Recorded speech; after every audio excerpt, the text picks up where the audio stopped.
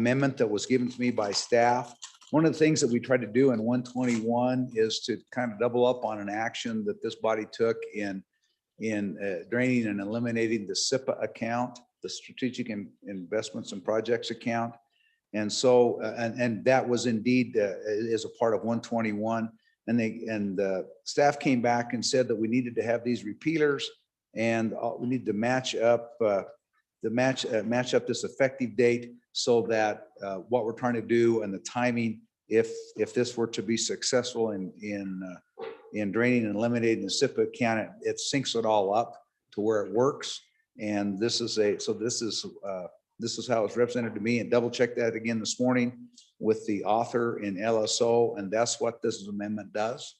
And so I would stand for questions on it to the extent I can answer those questions, Mr. Chairman. Okay, we are on third reading amendment number 1 to Senate File 121, substitute bill number 1. Questions for the sponsor, Senator Kinski. Just a question, Mr. President. It is a complicated amendment. I just want to make sure this does not affect that portion of your bill which repeals the step down of the spending policy from 5% to 4 3/4 to 4.5%. That remains in the bill even after adoption of this amendment. Is that correct? Senator Perkins. My understanding is yes, it does. Again, this was to match up all the statutes and timelines with repealing the SIPA account, and that's what this does. It doesn't affect step down. It only is to match up all the SIPA and goes back in and picks some additional statutes dealing with SIPA, the Strategic Projects and Investments account, to repeal those and clean that up. So when we're done, there would be no more SIPA. Thank you. Further questions for the sponsor? Further discussion? Are you ready for the question?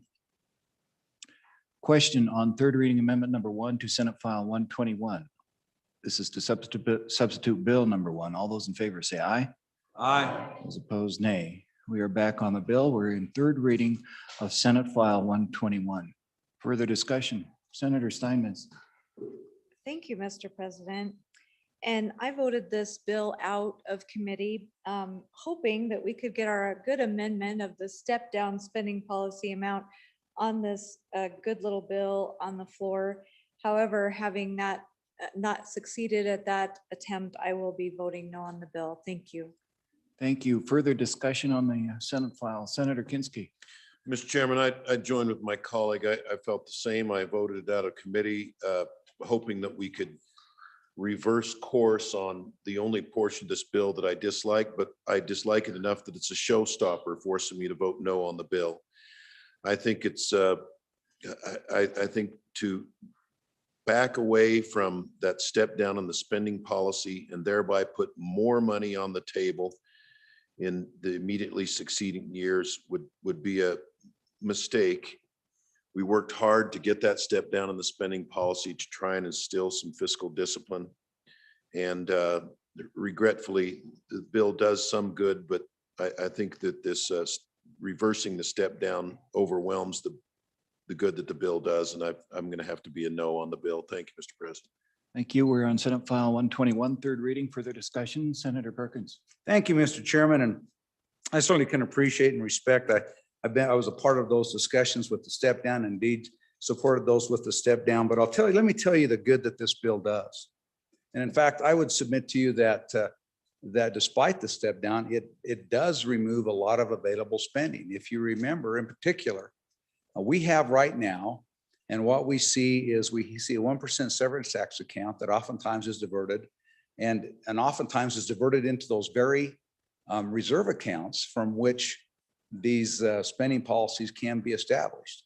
This bill takes and deposits that 2/3 of the corpus of the permanent trust fund where it will be inviolate.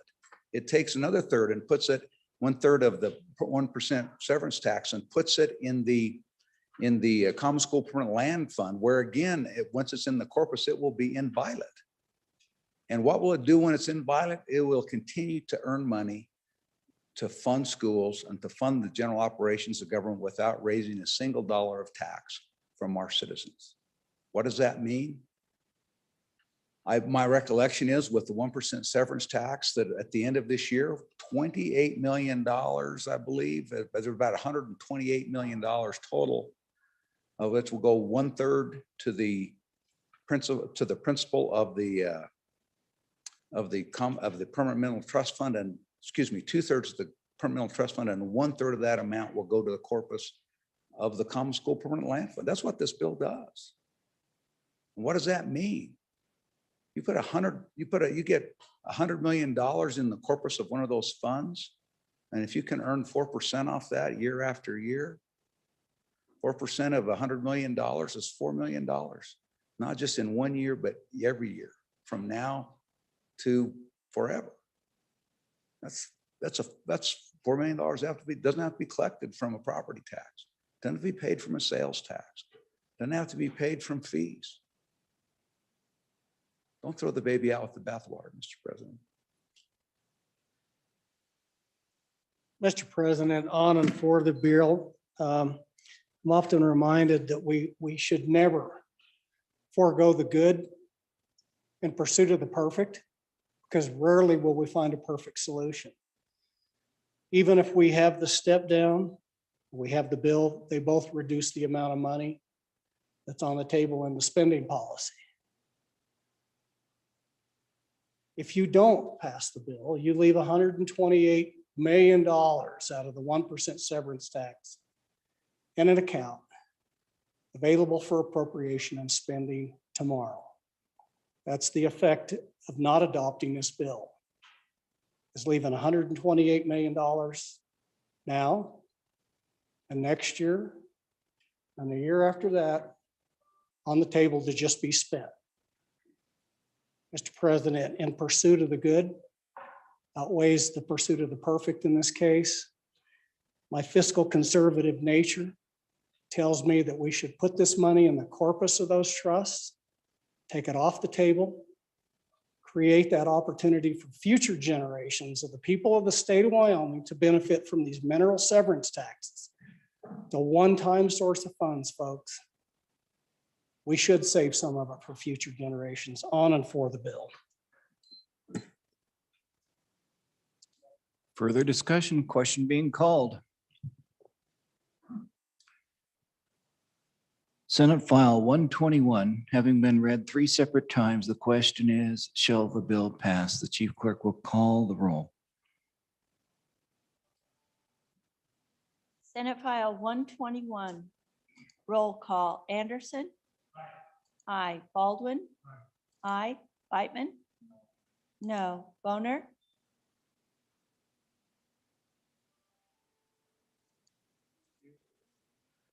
Excused? Bouchard? No. Case? Aye. Cooper? Aye. Driscoll? Aye. Ellis?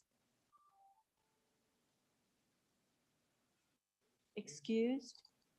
French? Aye. Aye. Murphy? Aye. Guru? Aye. Hicks? Aye. Hutchings? No. James? No. Kinski? No. Cole? Aye. Cost? Aye. Landon? Excused? McEwen? Aye. Nethercott? Aye. Pappas? Aye. Perkins? Aye. Rothfuss? Aye. Salazar? No. Schuler? Aye. Scott? No. Steinmetz? No. Wasserberger? Aye. President Dockstader? Aye. Closing vote. Closing. Vote closed. Senate File 121, 19 aye, 8 no, 3 excused. Senate File 121, State Funds, Investments, and Distributions, having received the affirmative vote of the majority of members elected to the Senate, Senate File 121 has passed the Senate. Senate File 145, third reading of the Senate file. Senate File 145, election runoff, sponsored by Senator Beitman, an act relating to elections. There are amendments. Read first reading amendment, third reading amendment number 1 to Senate File 145. Senate File 145, third reading amendment number 1, page 18, line 5 after. Senator Case. Mr. Chairman, thank you. I would move third reading amendment number 1 to Senate File 145. Mr. Chairman, this is, Mr. President, this is in addition to the reporting requirements that are in the bill. The reporting requirements are on section 3 that begins on page 17 and continues on to page 18. And it allows the Secretary of State's office and our county clerks to report on the difficulties, the challenges, the effect of this election. This adds to that reporting requirement that they can report as well as any alternative election forms that would achieve similar ends without a runoff election. It's going to let these people that professionally run our elections look at the idea that there might be something different that we can do that would achieve the same ends. Ranked choice has been mentioned, Mr. Chairman. Certainly this would allow them to report on that, but it just allows for a little bit more thinking about what we could do to maybe achieve what we want to achieve without the expense of a runoff election. Thank you, Mr. President. We're on the amendment. Questions for the sponsor or discussion? Senator Beitman. Thank you, Mr. President. I would resist the amendment just on the basis of we've seen a ranked choice bill. We've defeated those in the past. This is not a ranked choice bill. This is a bill just strictly dealing with runoff elections, and let's vote it up or vote it down, but let's not insert ranked choice into a runoff election bill. Thank you, Mr. President. Further discussion, Senator Rothfuss. Thank you, Mr. President. On and for the amendment, these are our election experts, and honestly, they weren't the ones that came to us with the idea of a runoff election. If we're going to go to them and ask them for best practices and try to find out what the most efficient and effective way to achieve these results are, I don't think we should limit the responses. And it doesn't mean they'll come back with ranked choice. That's just one of the things on the table. There's approval voting. There's all sorts of concepts, instant runoffs, which don't require a second election.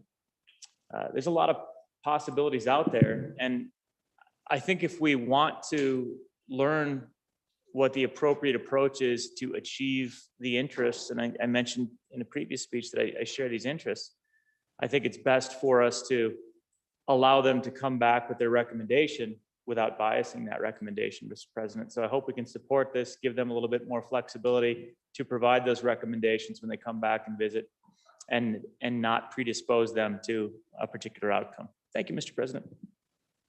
Thank you. Further discussion. We are on third reading amendment number 1 to Senate File 145. Further discussion. Call for the question. All those in favor say aye. Aye. Those opposed, nay. No. Noes appear to have it. Division being called. All those in favor stand.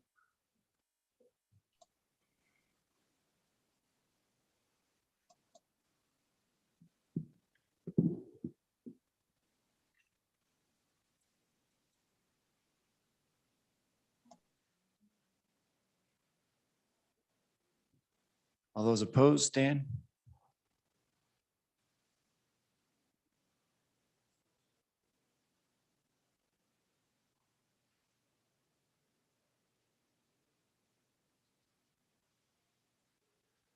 Eleven ayes, 16 noes. Amendment fails.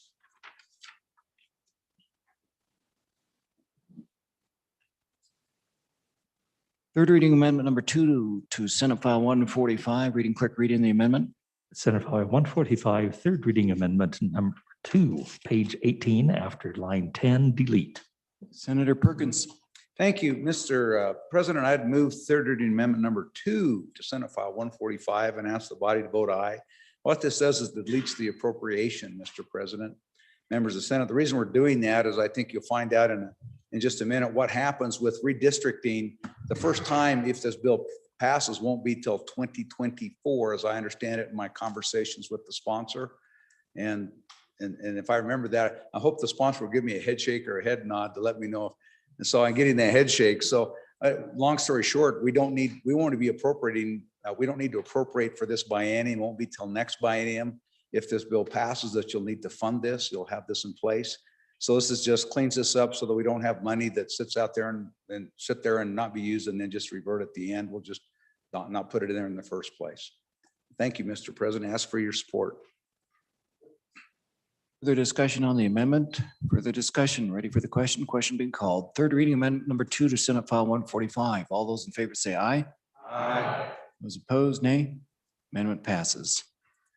Third reading amendment number 2 to Senate File 145 passes. We are now on third reading amendment number 3 to Senate File 145. Reading clerk, read in the amendment. Senate File 145, third reading amendment number 3, page 17, line 23, delete. Senator Perkins. Thank you, Mr. President. I'd move third reading amendment number 3 to Senate File 145 and ask the body to vote aye. Actually, these are supposed to be reversed. This deals with the effective date of the election. Again, that we're first looking at this in 2024. And so this takes and puts out and lines it up so it's effective in 2023 to be ready for 2024. Another reason I think that's important to do that is not only to get the budget in place, but if this were to pass, there's a lot of work by the elections committee, or excuse me, the corporations and elections committee to go out. This has a ripple effect that goes through a lot of statutes, and a lot of statutes can be affected to be modified in order to pull this off. And so ultimately, if this is not till 2024, there's just not a reason to have it effective prior to that date, prior to a date that we need it and gives us the time to get ready for this if it passes, Mr. President. Thank you. Discussion on the amendment. Ready for the question? Question being called. All those in favor say aye. Aye. Those opposed, nay. Amendment is passed. Third reading amendment number 3 to Senate File 145 has passed. We are now on third reading amendment number 4 to Senate File 145. Reading clerk, reading the amendment. Senate File 145, third reading amendment number 4, page 4, line 19, delete. Senator Biteman. Thank you, Mr. President. I move third reading amendment number 4 to Senate File 145 and ask for your favorable consideration. What this amendment does is simply changes the date of the primary from May to June, and the runoff will stay on the same day in August. So, and there's a conforming amendment, 2 conforming amendments in there on line 5 of the amendment and line 8. With that, I'll stand for any questions. And this is what our good neighbor to the east, Mount Rushmore State does verbatim. I asked LSO to draft this amendment to basically do exactly what that state does for their primary and runoff dates.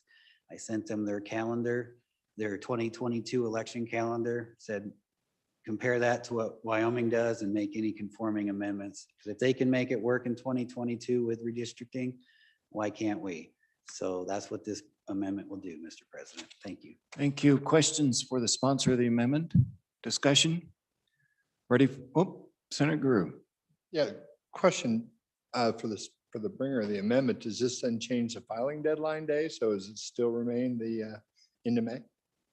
Or is that contemplated? Do we want to collect any more before we go back to the sponsor? Apparently not. Senator Biteman, it's all yours. Thank you, Mr. President. This is what I got back from LSO. There's also that section 3 in the bill that covers any additional issues that may need to be resolved.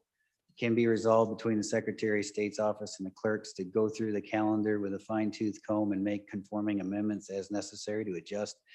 The ripple effect of moving dates around will adjust timelines such as filing deadlines. By moving this back a month, obviously the filing deadline would move back from in the bill draft. I think the filing, if we were to have the runoff or the primary in May, the filing deadline would have moved up into late February, early March. I would venture a guess that if we moved it a month back, it would move the filing a month back. So end of March, beginning of April is probably where that would have to fall. So hopefully that answers that question. All right.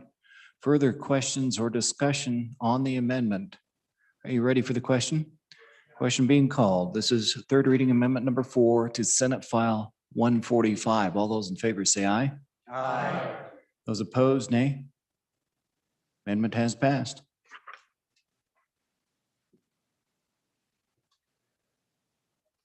We are back on the bill. Senator Landon. Thank you, Mr. President. Just real quickly, I just wanted to kind of reiterate a couple of things that we have talked about as this bill has made its way along.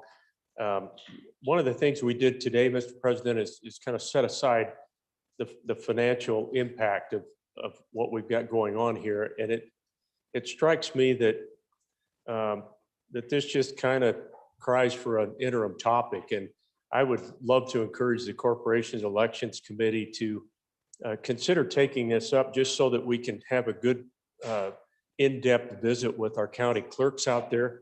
They're going to be pretty dramatically impacted. We're going to have impacts like, you know, where are we going to get the volunteers for a second primary? But that, you know, that cost piece, in talking to our county clerk in my neck of the woods, it was the feeling that this is going to be more impactful than some realize. And so neither for nor against the bill at this point. I just wanted to remind the body that there's still quite a bit of work to be done here. If we're going to go in this direction, that's why I supported one of the amendments, which would have said, you know, let's look at everything. If we're going to go in this direction, let's make sure we keep our options open. But we're going to have to pony up some money. It's going to cost us some money to do this, Mr. President. So thank you very much. Okay, thank you. Further discussion on the bill, Senate File 145. Senator Cooper. Thank you, Mr. President. Again, I'm kind of old and slow to listen. I've not really heard, I don't think, a good explanation of why we're doing this. I understand what we're trying to do and the mechanics of what we're trying to do, but I just really haven't came across in my mind a really good reason to step out into election reform. I've been voting in Wyoming elections since before a lot of you were born. And I got to tell you, I got my vote right every time. It's just some of the rest of you misplaced yours. So I'd really like an explanation of why this is necessary. Further discussion, Senator Driscoll. Thank you, Mr. President. Try to get my thoughts kind of together on this. I guess I'd like to ask the sponsor to plainly address whether the clerks are in favor of this as amended or not. I've spent a lot of time working with clerks on this one, and they've made it really clear to me that as it stood before this end of it, that we're inviting federal election officials to come into Wyoming and play a role in our elections. And if anybody wants to invite the current administration to help run our elections in Wyoming, I don't think it's a good idea to do that. And I'd like for the sponsor to address, are the clerks on board, and is he comfortable with potentially having a federal election officials come in and play a key role in how we do elections going forward? Because if that's the case, I think it's pretty scary. Thank you. Thank you. Collecting the questions for the sponsor to respond to. Any further questions before we go back to the sponsor? Looks like it's all yours, Senator Beitman. All right, thank you, Mr. President. Let's see. First question, I guess, is the why. Going back to my comments on general file introducing the bill. 2018, the governor's race in the primary, the winner won with 33.4% of the vote with 6 candidates in the field. So approximately 70% of the Republican or that person's party did not vote for that person. 2016 U.S. House race winner had about 40% of the vote in a race with 9 candidates, crowded field. 2014 Secretary of State's race, the winner had 33.17% of the vote.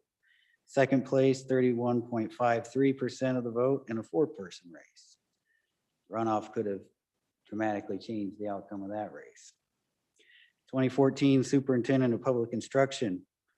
That race was decided in a 3-person race. The winner 35.74% of the vote. That's not exactly what you would call a mandate. That's the why. That's the why. There's a lot of people out there that don't think that that's right. They want to send our nominee off to the general election with a mandate of the majority of the party support. That's the why. Simple as that. Going back to the county clerks, I can't answer for the county clerks. I sat down and met with them a couple of times, worked with my county clerk in the interim on the initial bill draft. Their main concern was redistricting. And by the change to the 2023 effective date, that takes redistricting out of the equation. These timeframes work for the state to our east. That is their set in stone 2022 primary election, their whole 22 election calendar, Mr. President. They can make it work without federal interference. We can make it work. So I'm sure they would be willing to sit at the table between now and the time that this bill would come into effect and sit down with the Secretary of State's office and with us to hammer out any of the smaller details and get the manpower that they may need to process, to do a quick turnaround between a primary election and a potential runoff election. There's not going to be very many cases of runoffs, probably, hopefully, other than the big three. But by keeping the legislature in this, there may be one or two legislative races per cycle that might need a runoff election. And so I think we work with the county clerks on finishing this thing off. But if we kill it here, then we've got to start the process all over again. And this gives us time to get this thing done and get it done right, Mr. President. And with that, I'll stand for any more questions. If not, I'll ask for your aye vote. Thank you, Senator. Are you ready for the question? Senator Cooper.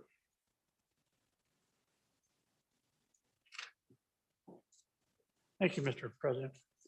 I'm going to just kind of speak the elephant in the room for a minute. I want all of you to look around just a little bit and think about where you're at. This is the Senate. This is the upper chamber of this state of Wyoming. That's a pretty serious position.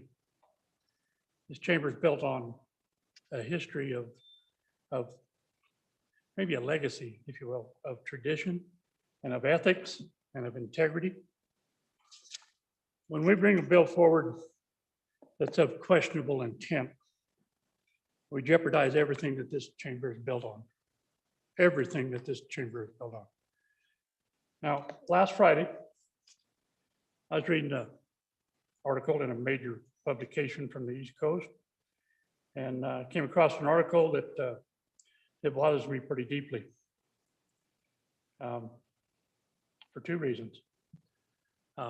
First of all, I don't have a lot of respect for the publication, but I'm afraid that there's a possibility they may have been right, and that bothers me a lot.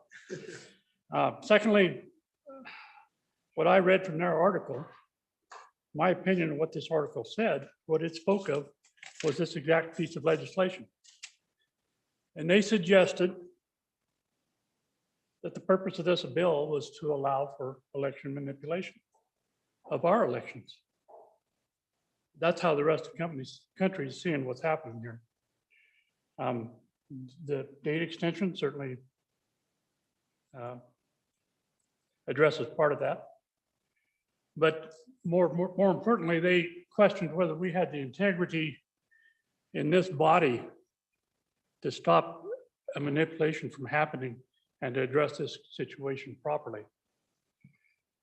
So for the question for us is, do we have that as a body? Do we still have that integrity? And are we willing to lower ourselves to the expectations of some East Coast publication? Now, I don't think they have any business telling us how to do our business. So I take their publication with a grain of salt. I've not really heard a great reason for changing 130 years of history yet. I think there may be merit to it. but there may not be. If there's a valid reason for election reform, then let's do the right thing. Let's do it right. Let's do an interim study. Let's put all the parties together in a room and create the right legislation for the right reason.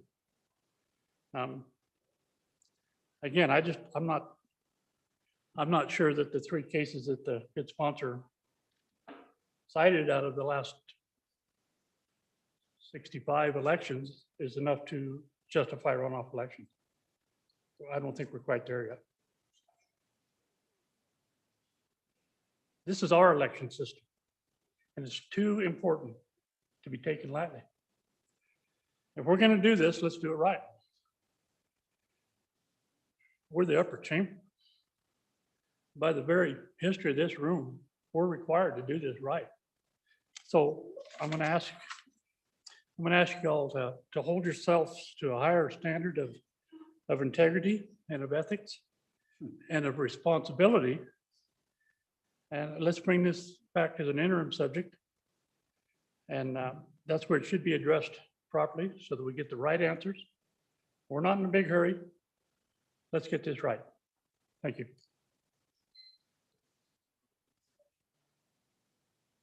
Your discussion, Senator Rothfuss. Thank you, Mr. President. Mr. President, I'm not against the bill, but I want to pause for a minute and reflect on us contemplating intentions and motivations on legislation. I discourage that. It's not something that we typically look to, and it changes the way we debate in a way that, in my opinion, we don't need to consider.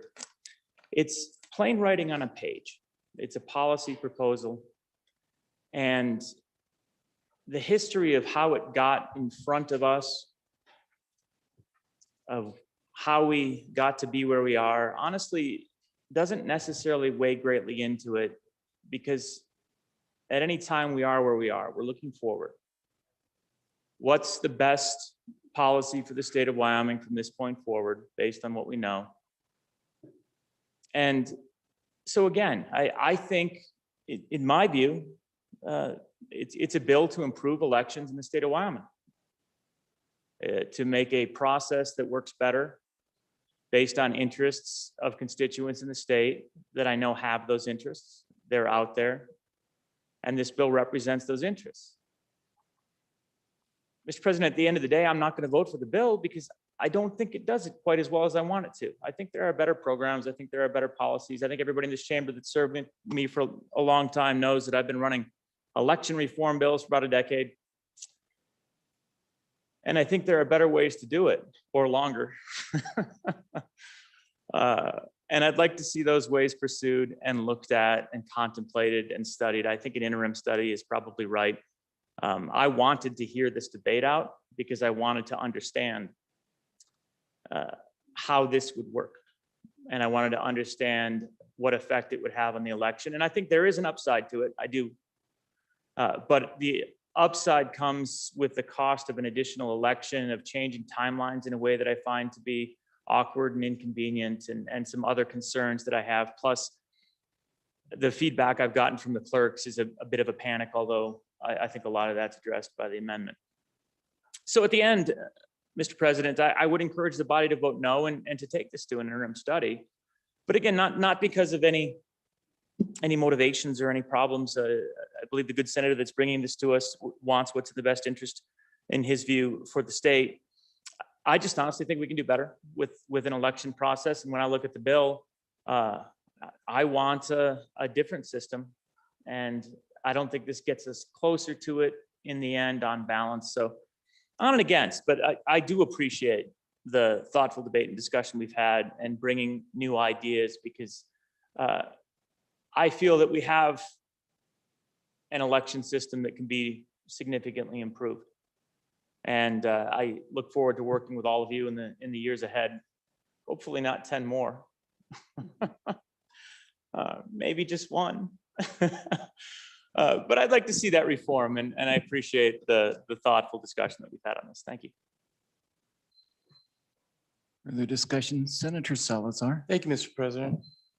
I'm going to vote for this bill. But, you know, we can have passions of what we support and don't support in this chamber.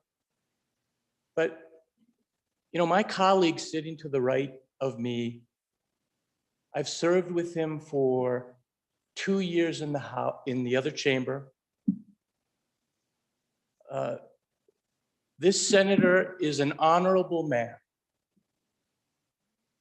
And I would never question his intent. I would never question anyone's intent in this body, bringing a piece of legislation which they believe is best for our state. I would never do that. And quite frankly, in the 4 years that I was in the other chamber, and the very short time that I've been here, I've never heard that.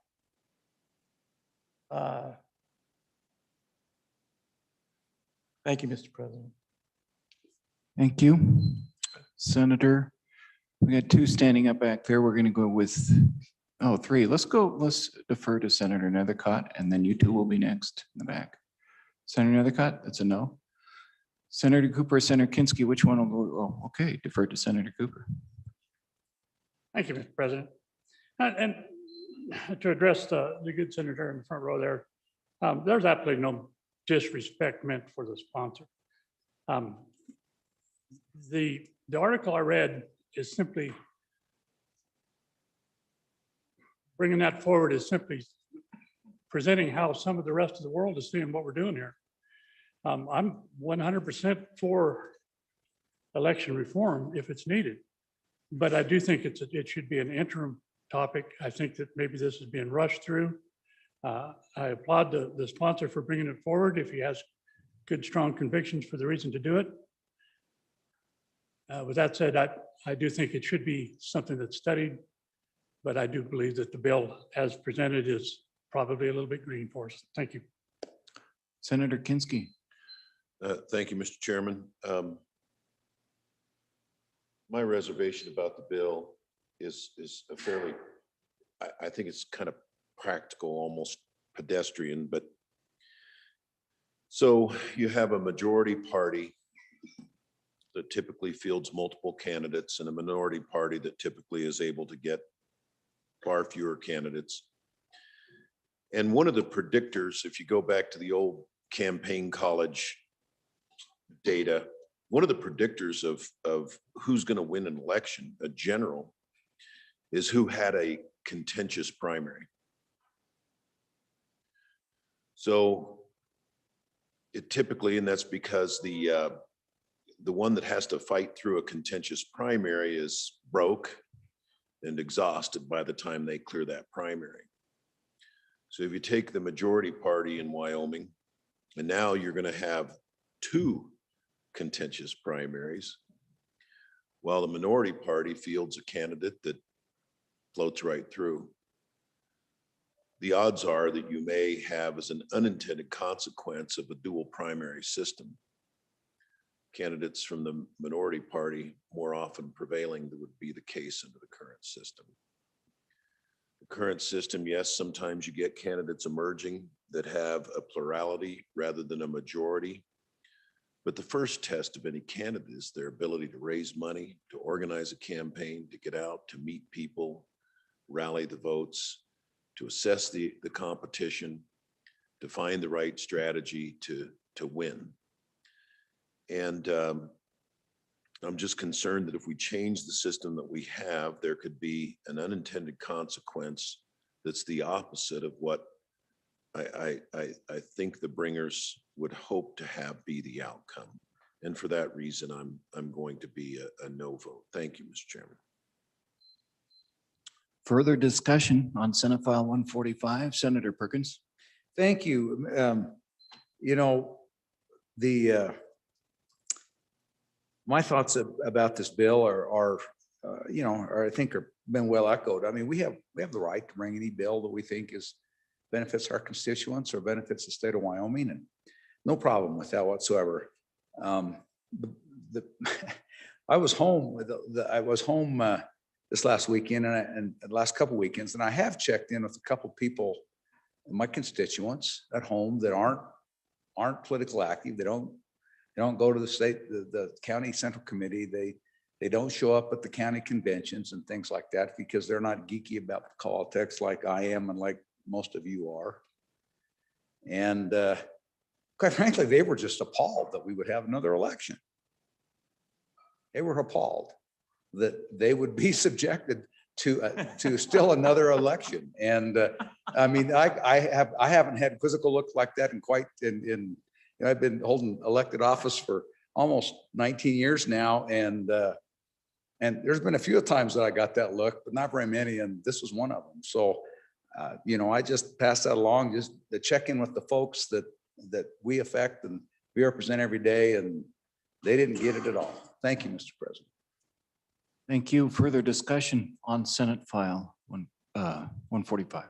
Senator Driscoll, Mr. Floor Leader. Declare conflict means I've had a recount twice on three-way races. Probably.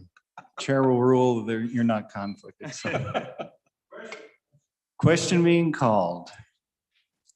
Senate File 145 having been read 3 separate times. The question is, shall the bill pass? The chief clerk will call the roll. Senate File 145, roll call. Anderson? No. Baldwin? No. Whitman? Aye. Aye. Boner excused. Bouchard? Aye. Case? Aye. Cooper? No. Driscoll? Aye. Aye. Ellis? Aye. French? Aye. Aye. Furphy? Aye. Guru? No. Hicks? Aye. Hutchings? Aye. James? Aye. Kinsky? No. Cole? No. Cost? No. Landon? No. McEwen? Aye. Nethercott? No. Pappas? No. Perkins? No. No. Rothfuss? No. No. Salazar? Aye. Aye. Schuler? No. Scott? No. Steinmetz? Aye. Wasserberger? No. President Dockstetter? Aye. Closing vote.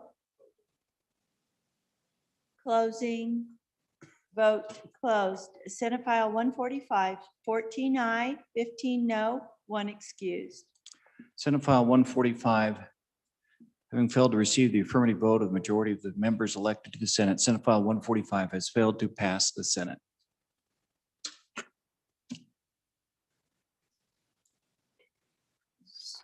Senator Anderson. Mr. President, I would like to re-refer a bill to appropriations. Minerals Heard House Bill 207, and it has a pretty big appropriation in it. I'd like to refer that to appropriations. You want the name? You want the name? Coal-fired generation facility closures litigation funding is the name. You have a little technical problem with that. Your standing report has yet to be read in, so just hold on that a little bit if you could. Senator, we appreciate your ambition. Okay, let's go Senator Wasserberger and then to Senator Wasserberger. Well, Mr. President, having voted on the prevailing side, I would move for reconsideration of Senate File 145. Absent objection. We'll proceed then. Please. Oh, it's a motion. All those in favor say aye. Roll call vote. There we go. Thanks. Appreciate it, Senator Case. Yeah. Yes, this is the roll call for reconsideration if we want to bring it back. Aye or nay. Roll call.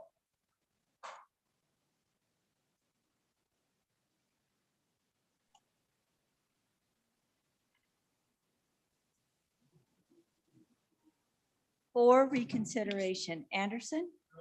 No. Baldwin? No. Whitman? No. Boner excused. Bouchard? No. Case? Aye. Cooper. No. Driscoll. No. Ellis. No. French. No. No. Furphy. Aye. Guru. No. Hicks.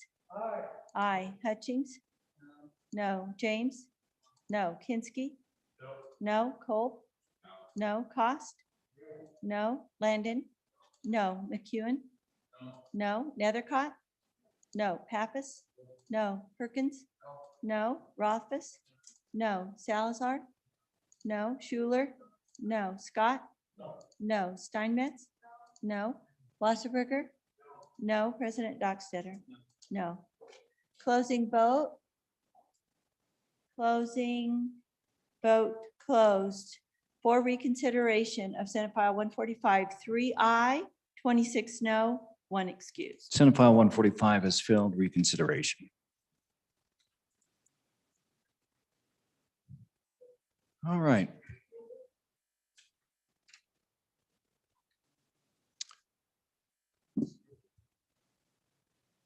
Mr. Majority Floor Leader. We're at that order of business consideration. Oh, I'm just reminded here, we do have take a little break. And I don't know how to bring this up technically, but I'll read it. And then I'm assuming tech support can bring this up. We got it. Before we go into first reading, folks, Wyoming's 2021 Teacher of the Year, Alex Barney, is a fourth and fifth grade teacher at Evansville Elementary School in Evansville.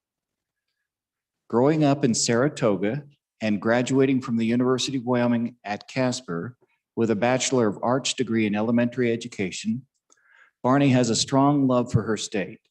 Her philosophy is grounded in empowering students to her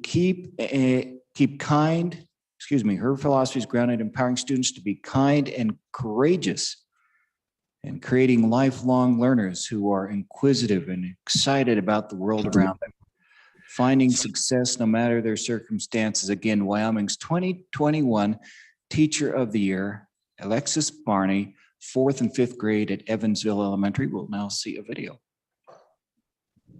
President of the Senate and fellow senators, I'd like to take a moment to thank you for allowing me to speak to you today and to thank you for all of your hard work during this legislative session. We all know that this has been arguably the hardest session ever, and you are engaging in a huge battle in passing legislation that best suits the needs of our great state.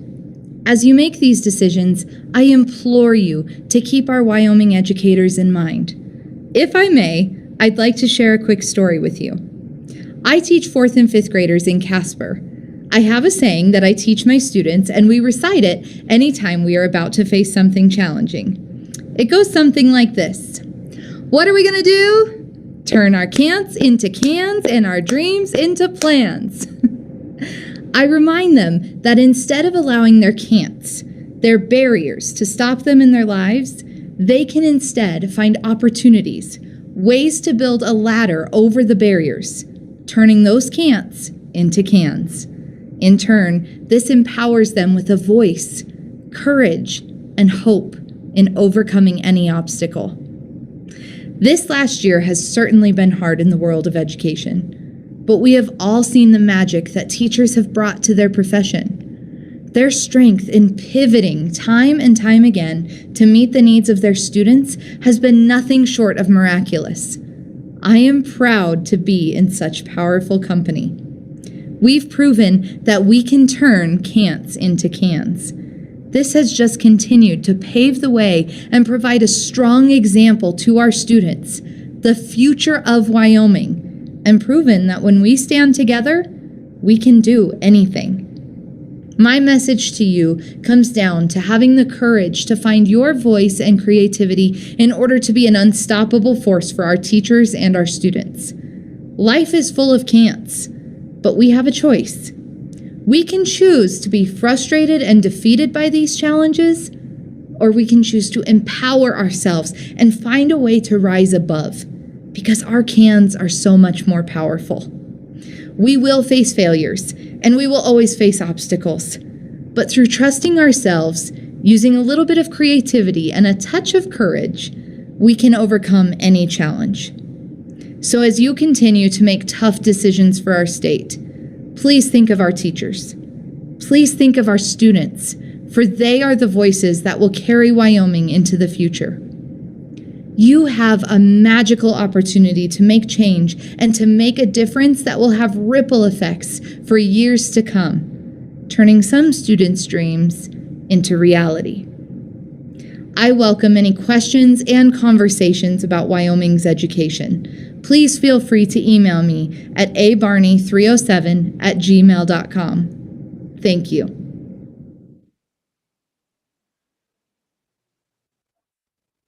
Senator Ellis, go ahead. And thank you, Mr. President. Thank you for playing that great video. Along those lines, we have some outstanding educators with us today from the Wyoming Department of Education. First, you just heard from Alexis Barney, who is our 2021 Wyoming Teacher of the Year. She's a 4th and 5th grade teacher at Evansville Elementary School in Natrona County School District number 1. She's here today with her husband, Sam. In addition, we also have from Laramie County School District number 1, Brian Cox, who is the principal of Johnson Junior High, Amy Castle, District Secondary Mathematics Coordinator. We have from Platte County School District number 2, Liesel Sisson, who's the principal at Guernsey Sunrise. From Goshen County School District number 1, Abby Bruck, who is Goshen's 2021 District Teacher of the Year. And from Campbell County School District number 1, Valerie Bruce, who was the 2019 Wyoming Teacher of the Year. And I had a chance to visit with some of them in the hallway. Welcome them. We are proud to have you in the Wyoming Senate with us today. Welcome to the Senate.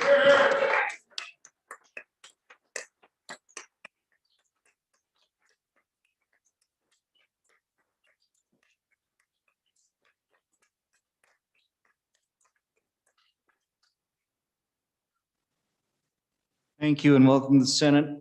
Inspiring today. Turn your can'ts into can. You senators who have lost some Senate files already, don't give up. Turn your can'ts into can. All right. Please, Senator Landon. Where is Evansville? Is that your country? Mr. President, by golly, I was going to just mention that. Oh, yeah. And, I wanted to tip my Stetson to Miss Barney and congratulate her on a terrific message. She teaches in a beautiful community of Evansville. If you haven't been there or haven't been there recently, you'll know that that's where the Oregon Trail Veterans Cemetery is. It's a beautiful place to visit. It's also home to the school where Miss Barney teaches, and very proud of that school, one of the best in Wyoming. At last count, Mr. President, I think we had 4 or maybe 5 national board certified teachers in that school. And so really proud of that little community. I get to represent them right here in the Senate. Thank you. Here. Senator Perkins. I would just notice that the teacher was always interested to instruct, and he gave the wrong number.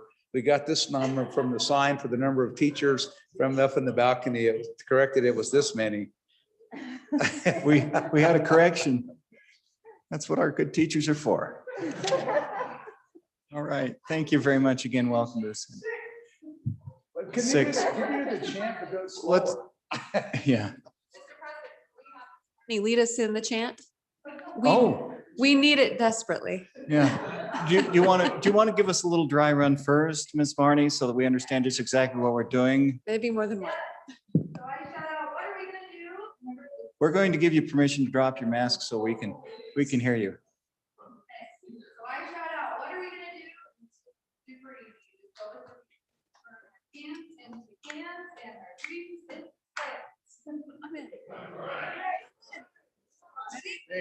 Let's see if you have the coordination to do that, senators.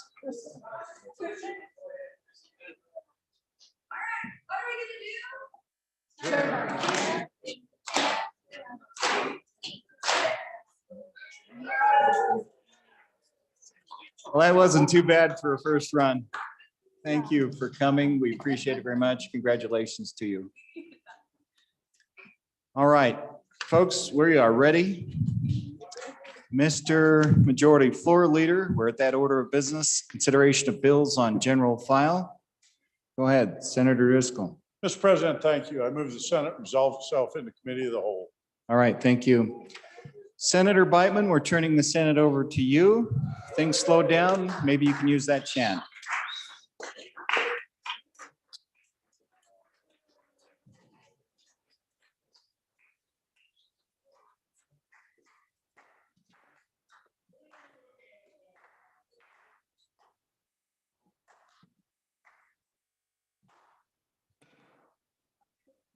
Committee of the whole, please come to order. Yes. First House bill up for consideration is House Bill 148. Will the reading clerk please read the bill? House Bill 148, fees paid to Secretary of State amendments, an act relating to fees paid through the Office of the Secretary of State, sponsored by the Appropriations Committee, was referred to Committee Number 2, which returned a committee recommendation that it do pass. Ayes Senators Guru, Kinsky, Perkins, and Steinmetz. Excused Senator Hicks. Senator Perkins, Chairman. You've heard the reading of the bill. What's your pleasure, Senator Perkins? Thank you, Mr. Chairman. I move the committee of the whole rise and report to do so with a favorable or do pass recommendation on House Bill 148, fees paid to the Secretary of State amendments. Mr. Chairman, on this bill, I think to just go ahead and explain this bill, what we have is, as you know, the Secretary of State has a whole list of fees. This is just another follow-on, but because the Secretary of State has so many fees in that office, we did a bill similar to this the other day. This one just deals with fees in the Secretary of State. And so again, the Secretary of State, we had some work in the interim, Mr. Chairman, where we asked the Secretary of State to come in. We've gone back and forth about this a couple of years. We asked Secretary of State to come in and do an analysis with our competitor states. Everybody knows who those competitor states are.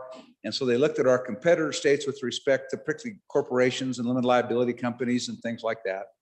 Then they also looked at our surrounding states, those that touch us on each of our borders, to find out where we were at with our fees and if there was room to change these fees. Just like most of these, Mr. President, I've been practicing law for over 25 years, and Mr. Chairman, we've been fighting the same fee for registration and fees for annual reports and new corporations and new limited liability companies that entire time.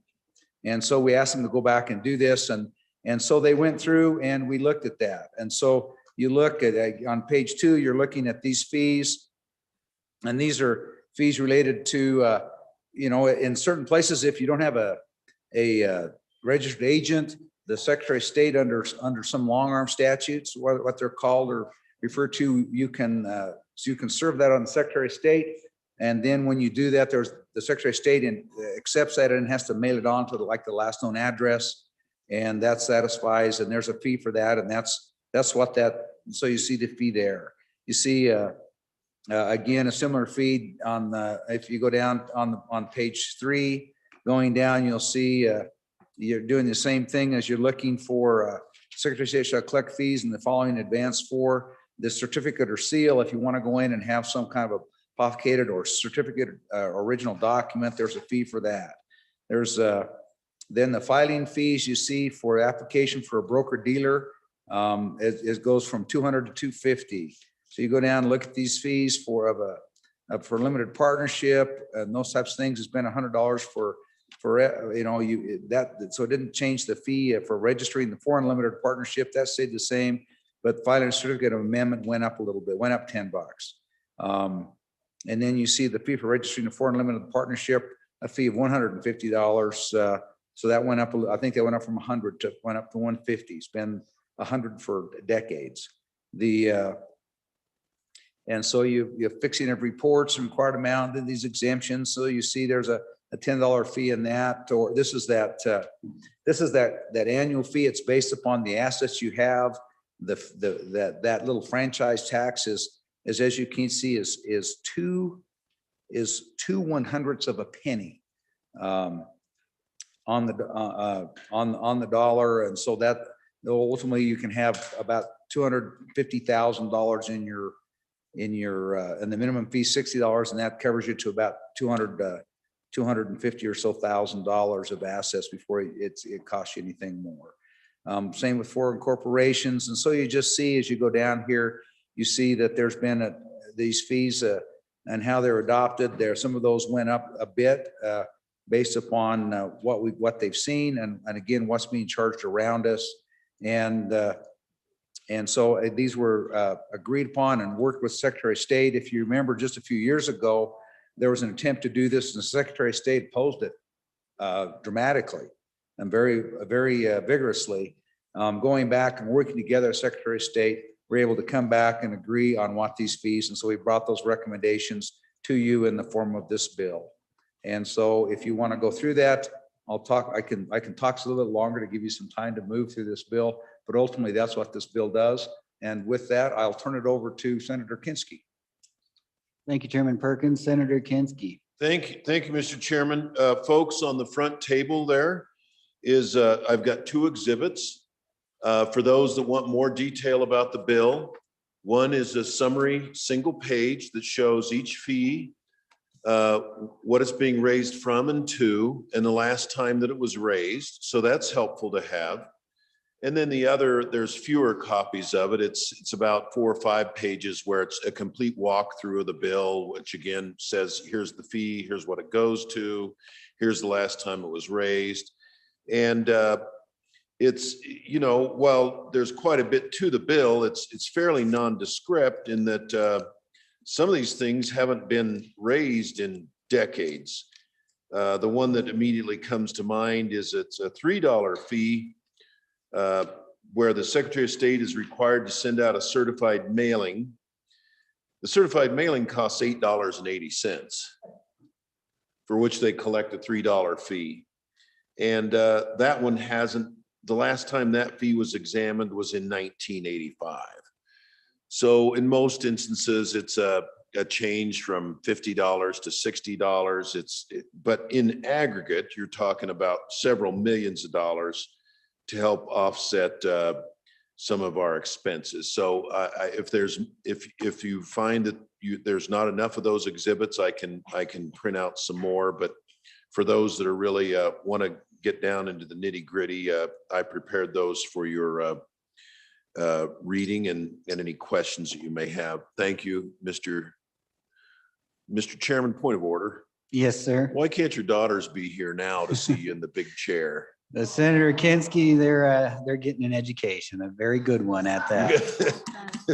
What could be more educating than watch your dad squirm in the big chair? Squirm in the chair and his bills die and everything else. That's a great time. Any discussion on the bill? Any questions? Senator Nethercott.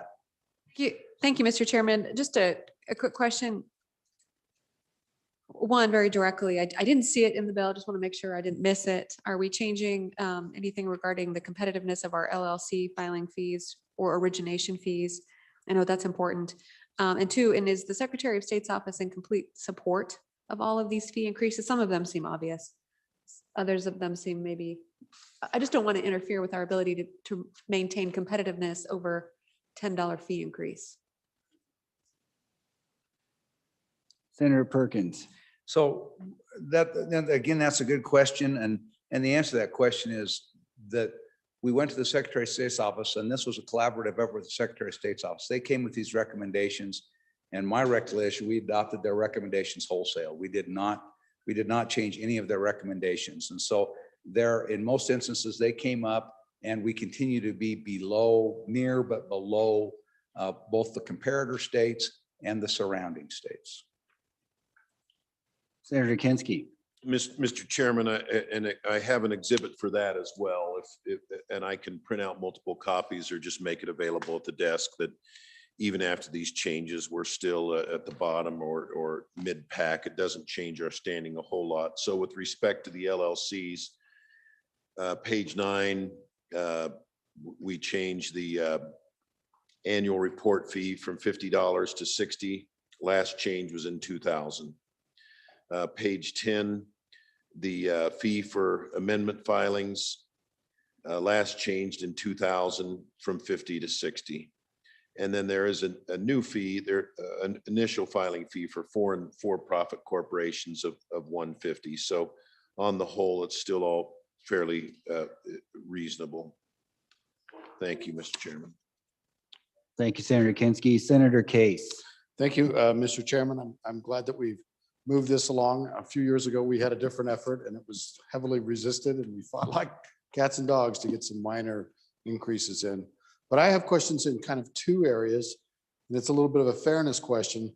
Our taxes on corporations are based on the net asset or I'm sorry, not the net, but the assets employed in work in Wyoming.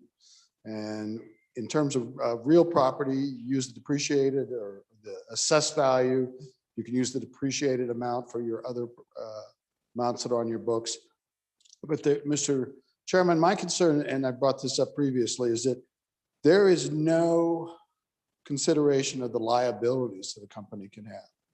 So you can have two companies, they have the same amount of assets, but the second company has liabilities that net against those assets are most of us have liabilities in our businesses.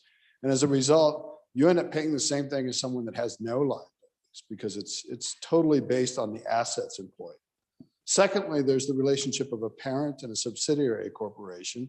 If a parent corporation owns a subsidiary corporation, they both have to file the fees, and you end up being double taxed when there's actually nothing more than a parent subsidiary relationship, which sometimes is common, sometimes it's required, sometimes it's the way things come into your inventory, so to speak, over time.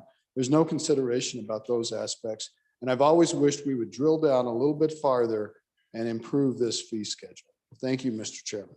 Thank you, Senator Case. Any further discussion? Questions? Oh, Senator McEwen.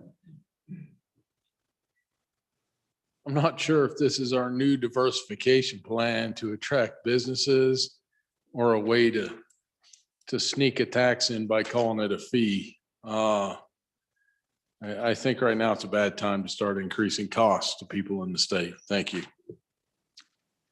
Thank you, Senator. Senator Scott. Well, Mr. Chairman, this is in the area where we have attracted a lot of business to Wyoming. And some of that business is very sensitive to the fees. Our competitors in Nevada a few years ago raised their fees and taxes, and we got 40,000 more LLCs incorporated in the state. And as I'm reading this, it looks like there's a $10 increase in that particular area, the fee for filing an LLC. And I haven't seen the comparisons. Does that have us still well below our competitors who really in that area include Nevada and South Dakota? What are the relative fees of those two states compared to this one? Senator Kinski. Mr. Chairman, thank you. So let's take this specific case of Nevada. For annual report fees for an LLC, Wyoming is 50, going to 60. Nevada is at 350. So that's the kind of exodus that you see from that state to this. And so the difference between we've been so successful in attracting them, the difference between 50 and 60 is, the Secretary of State's comfortable that it's not going to impact the attractiveness of registering in this state. I guess one other thing is, I don't think raising the fees is tantamount to a tax hike. They're clearly two different things. This is a user fee, and we've always felt like the user should bear their fair share of it. I will tell you that one of the reasons that I'm supportive of it is that I'm hoping the Secretary of State can reinvest it into ease of use, which is a discussion that we had the other day with our colleague in a different context about credit cards with our colleague from the Ivory Tower. For instance, some of these other states, if you're going to file an amendment, you just do it all electronically. Wyoming, you have to do hard copy and mail it in, where people manually look at it. And so I think that the greater concern is we want them to have the resources to be able to upgrade these systems to make everything just as absolutely user-friendly as possible. And I think that's going to do more to attract business than the difference between 60 and 50 is going to detract from business, if that makes sense. Thank you, Mr. Chairman. Thank you, Senator Kinski. Any further questions or debate? Senator Perkins. Just just to follow up on and answer a question that was asked about the tax. So what happens with it's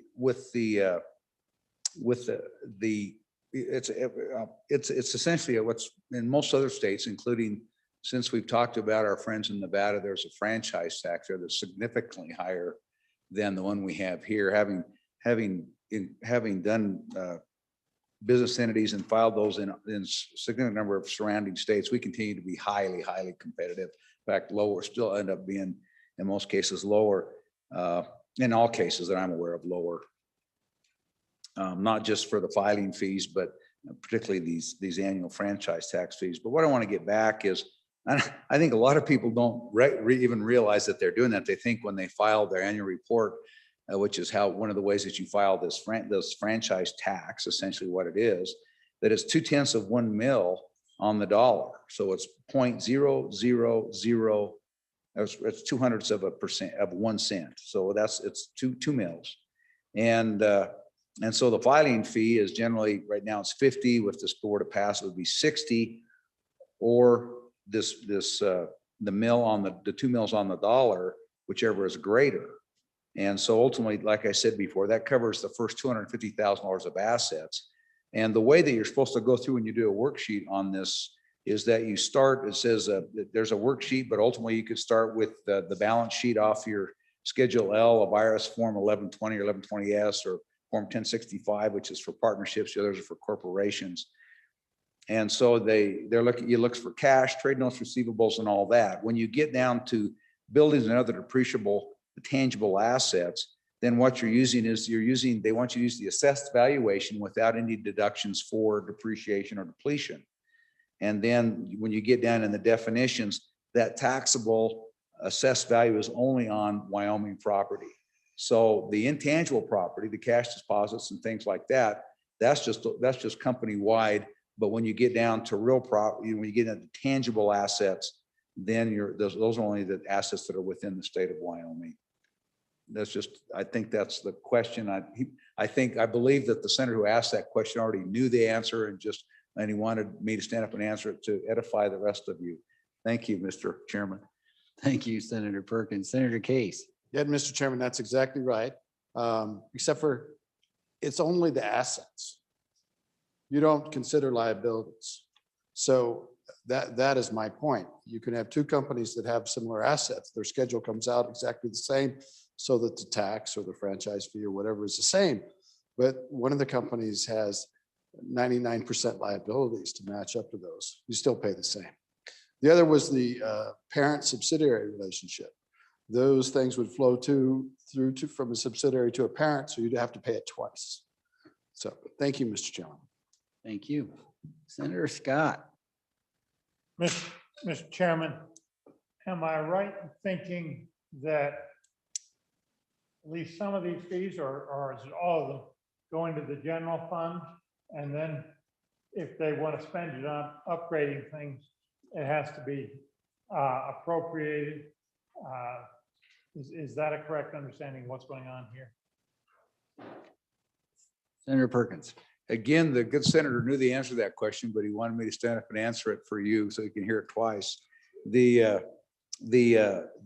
are all paid through the Secretary of State's office. The Secretary of State is a general fund agency, so all the money expended in operating is general fund, and it goes through the appropriation bill, and that's all they're authorized to spend.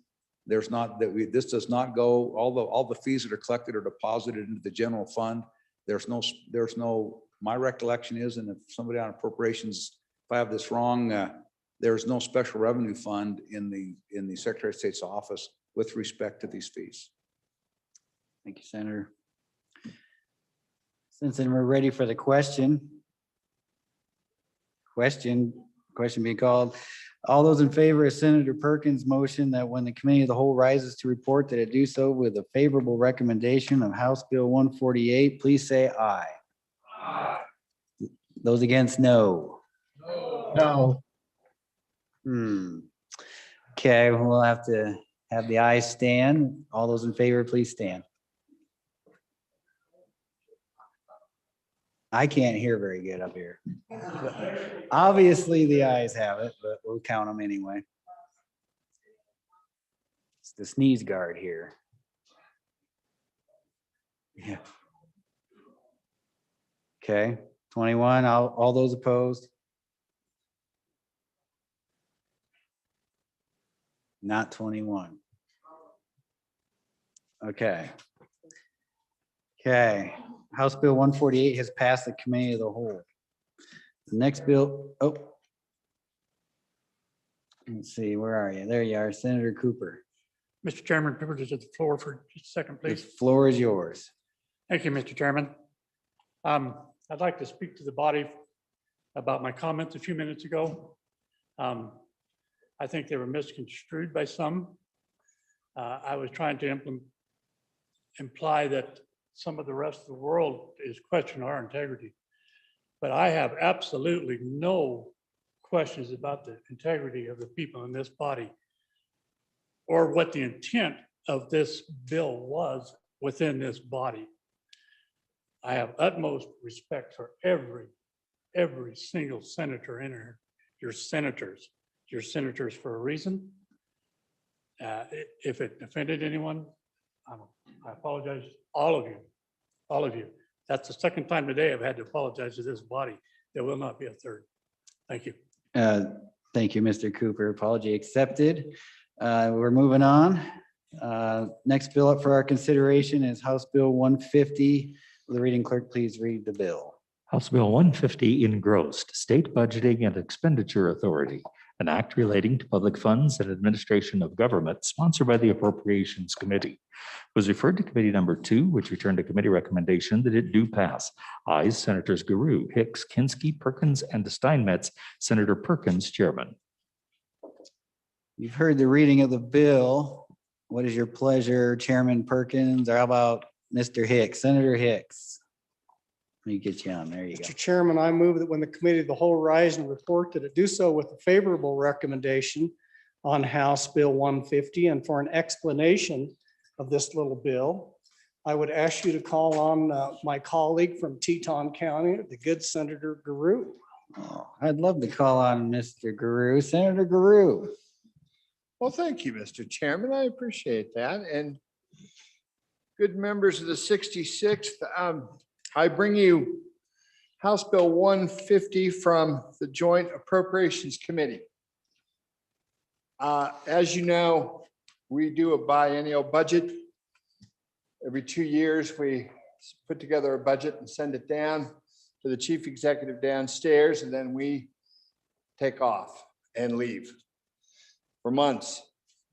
Things happen during the course of those months, and the governor or the chief executive downstairs has freedom to move money around from budget to budget that we authorize him or her to do through a number of different vehicles. One is some direct appropriations. Others are what we call flex authority in budgets, which then money can be moved within a budget, or super flex authority in certain budgets, which he can move large dollar amounts from certain budgets that have them, like the Department of Health, and Department of Corrections, and move them from department to department. As the biennium goes on, of course, the funds deplete. If there's an emergency or maybe a global pandemic, sometimes this can get to be a tricky business. The governor or the chief executive downstairs has to get quite creative on how these funds move. Even during the best of times, during budget shortfalls, it gets rather tough. So we bring to you House Bill 150 to address that issue. Up at the front, there is a flow chart that describes this bill. A lot of times we talk about, hey, this is a good little bill. Well, this is a good big bill. And this is a big deal. And there's going to be other bills that come from this bill. If you look favorably upon this, this is going to be an ongoing project, and it begins with this bill. And I'm going to walk you through the highlights and side out pages. The flow chart may help. Some may confuse. I kind of 50-50 on that. But the first issue what we're trying to address in House Bill 150 is emergency funds. And you'll find this on pages 2, 3, and 6. In place of current law, which provides the legislature shall appropriate an unspecified amount from the general fund to the chief executive for emergencies, This bill provides an appropriation each year from the LISRA for public welfare emergencies. $10 million in each fiscal year. A public welfare emergency that this is for is defined on page 6. Significant change from current laws, the language on page 6, line 13, recognizing protection of economic well-being as a possible public welfare emergency.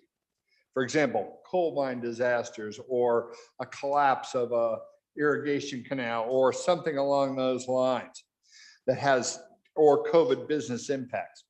In all cases, they must be unforeseen when the budget was created, and past emergency funds cannot be spent if other funds are available to meet those needs. The chief executive must provide the same notice as required for a B11 transfer, which is another way the governor can transfer money, which I'll speak to in a minute, if the expenditure is over $100,000. New programs cannot be created with these funds, and funds allocated to the agency do not increase the standard budget. It is an emergency fund. If not used for public welfare emergency, the funds revert to the LISRA at the end of each biennium. This is on page 17, lines 10 through 5. Second issue involves the B11 process itself. This is on page 7, line 18 to page 10 on line 9.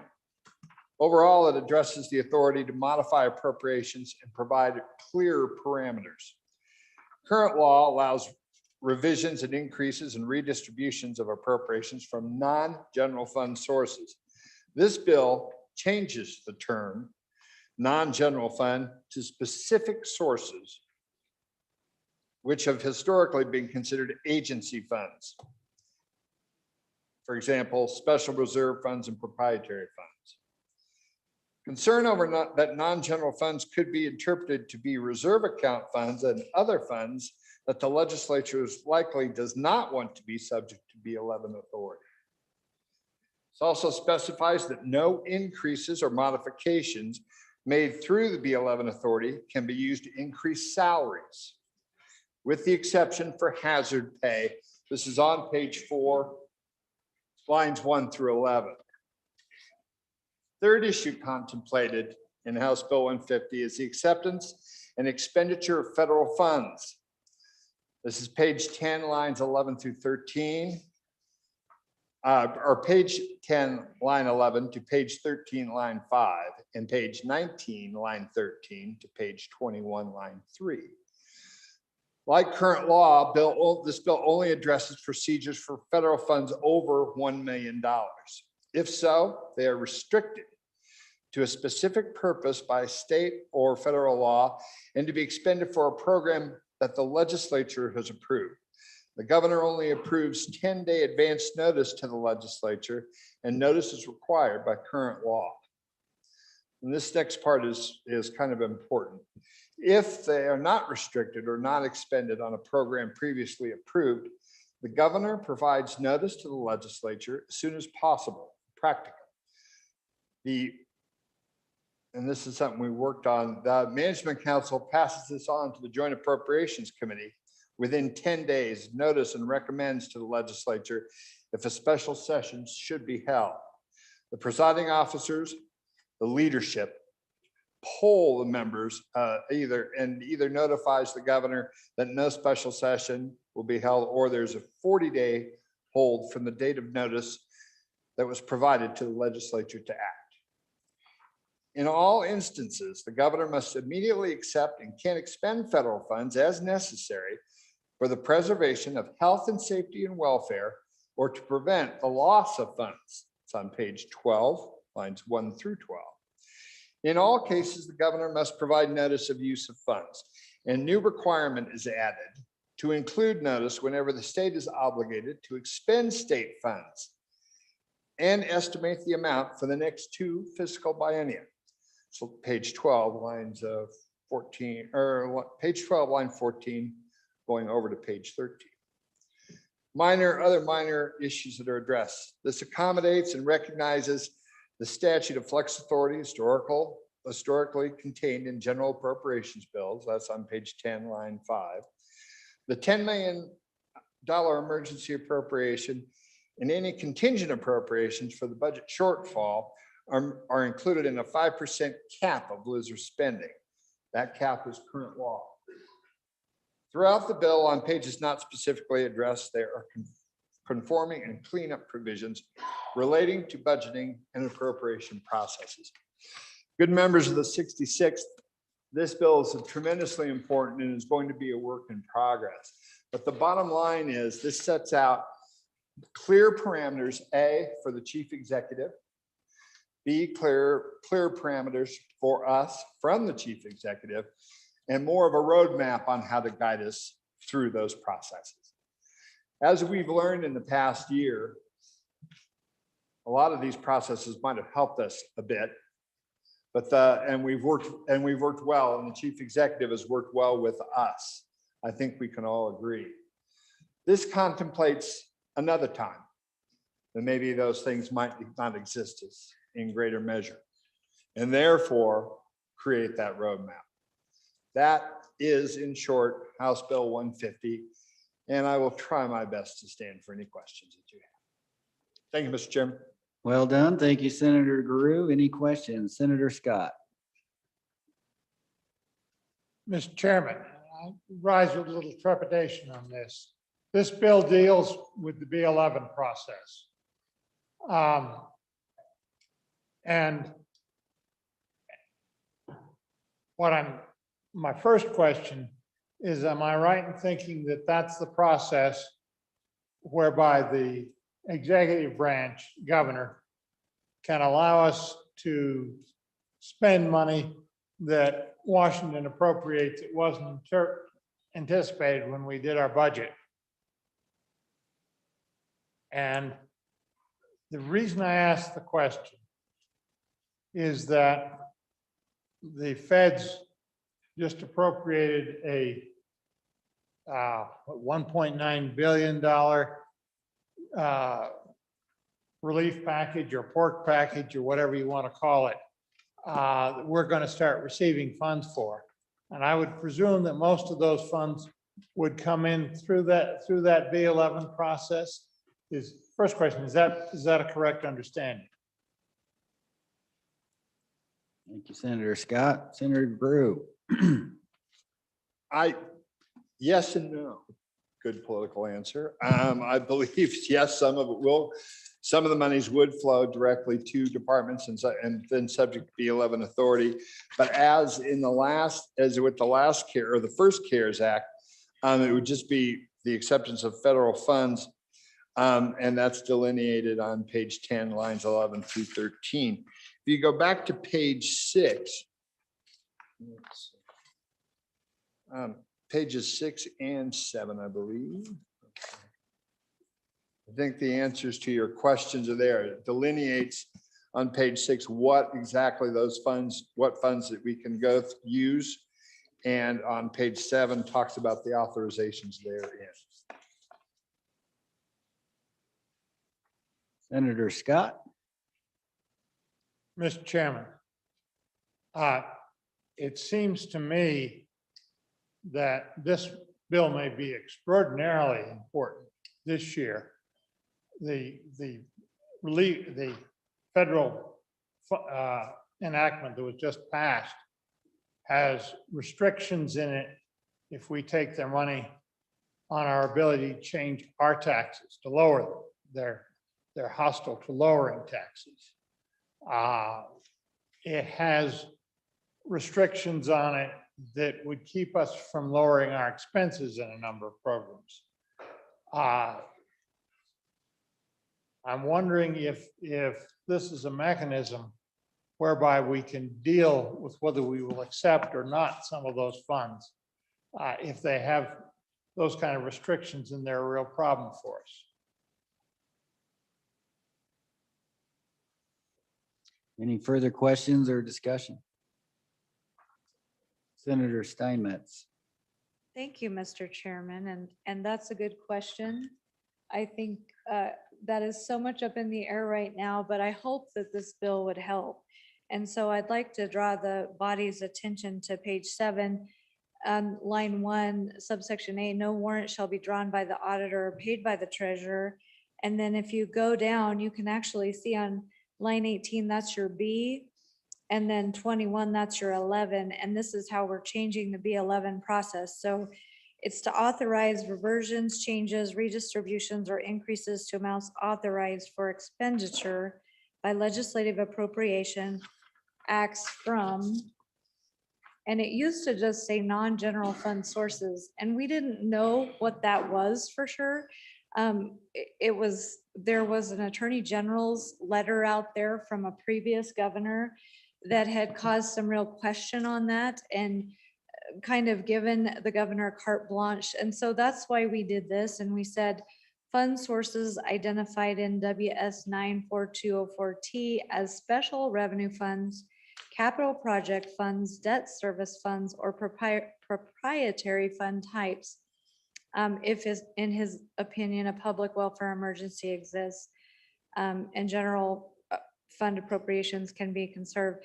The other important thing about all of this is it can't be included back in the standard budget, anything that happens in this bill. And that $10 million is also a part of the same fund we pull the budget shortfall measures out of. If you guys remember budget shortfall measures when we did that, and that's the cap is 108 million or 5%, whichever is lower out of the LSRA. And so I hope that helps a little with your questions. Senator Scott. Mr. Chairman, and I'm a little hesitant here because I'm really thinking aloud on this. But we are just now starting to understand what's in that most recent stimulus package, and it's got some horrors in it.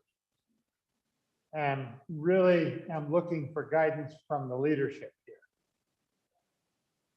Would it be wise to send this bill back either to the Appropriations Committee or to the Rules Committee and hold it to the last possible moment? So if we uncover something, it strikes me we could restrict the ability to take those in by B11 without our consent. If we uncover a real problem here, would that be, and I think this would be a germane place to put such an amendment. Would it be wise for us, instead of passing this through Committee of the Whole today, to put it back to, as I say, either the Appropriations or the Rules Committee, so that we would have a vehicle available for us, particularly so we can look in the next few days and over the weekend to see if there's some real horrors in there we better take precautions against. Because otherwise, the temptation to take the money may get overwhelming, and we may find ourselves committed and restricted by something in that federal law. So I don't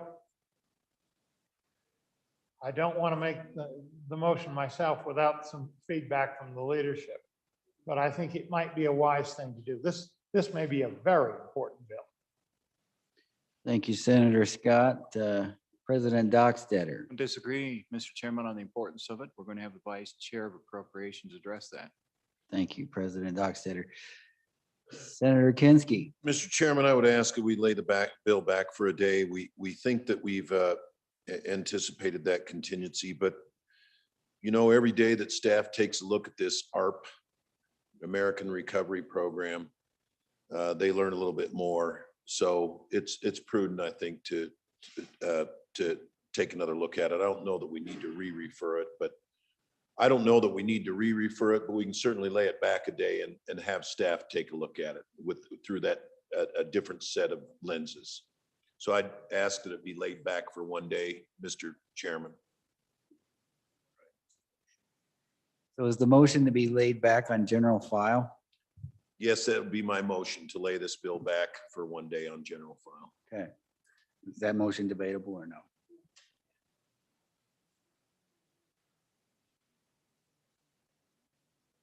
Gotcha. Okay. Bill, House Bill 150 has been laid back on general file.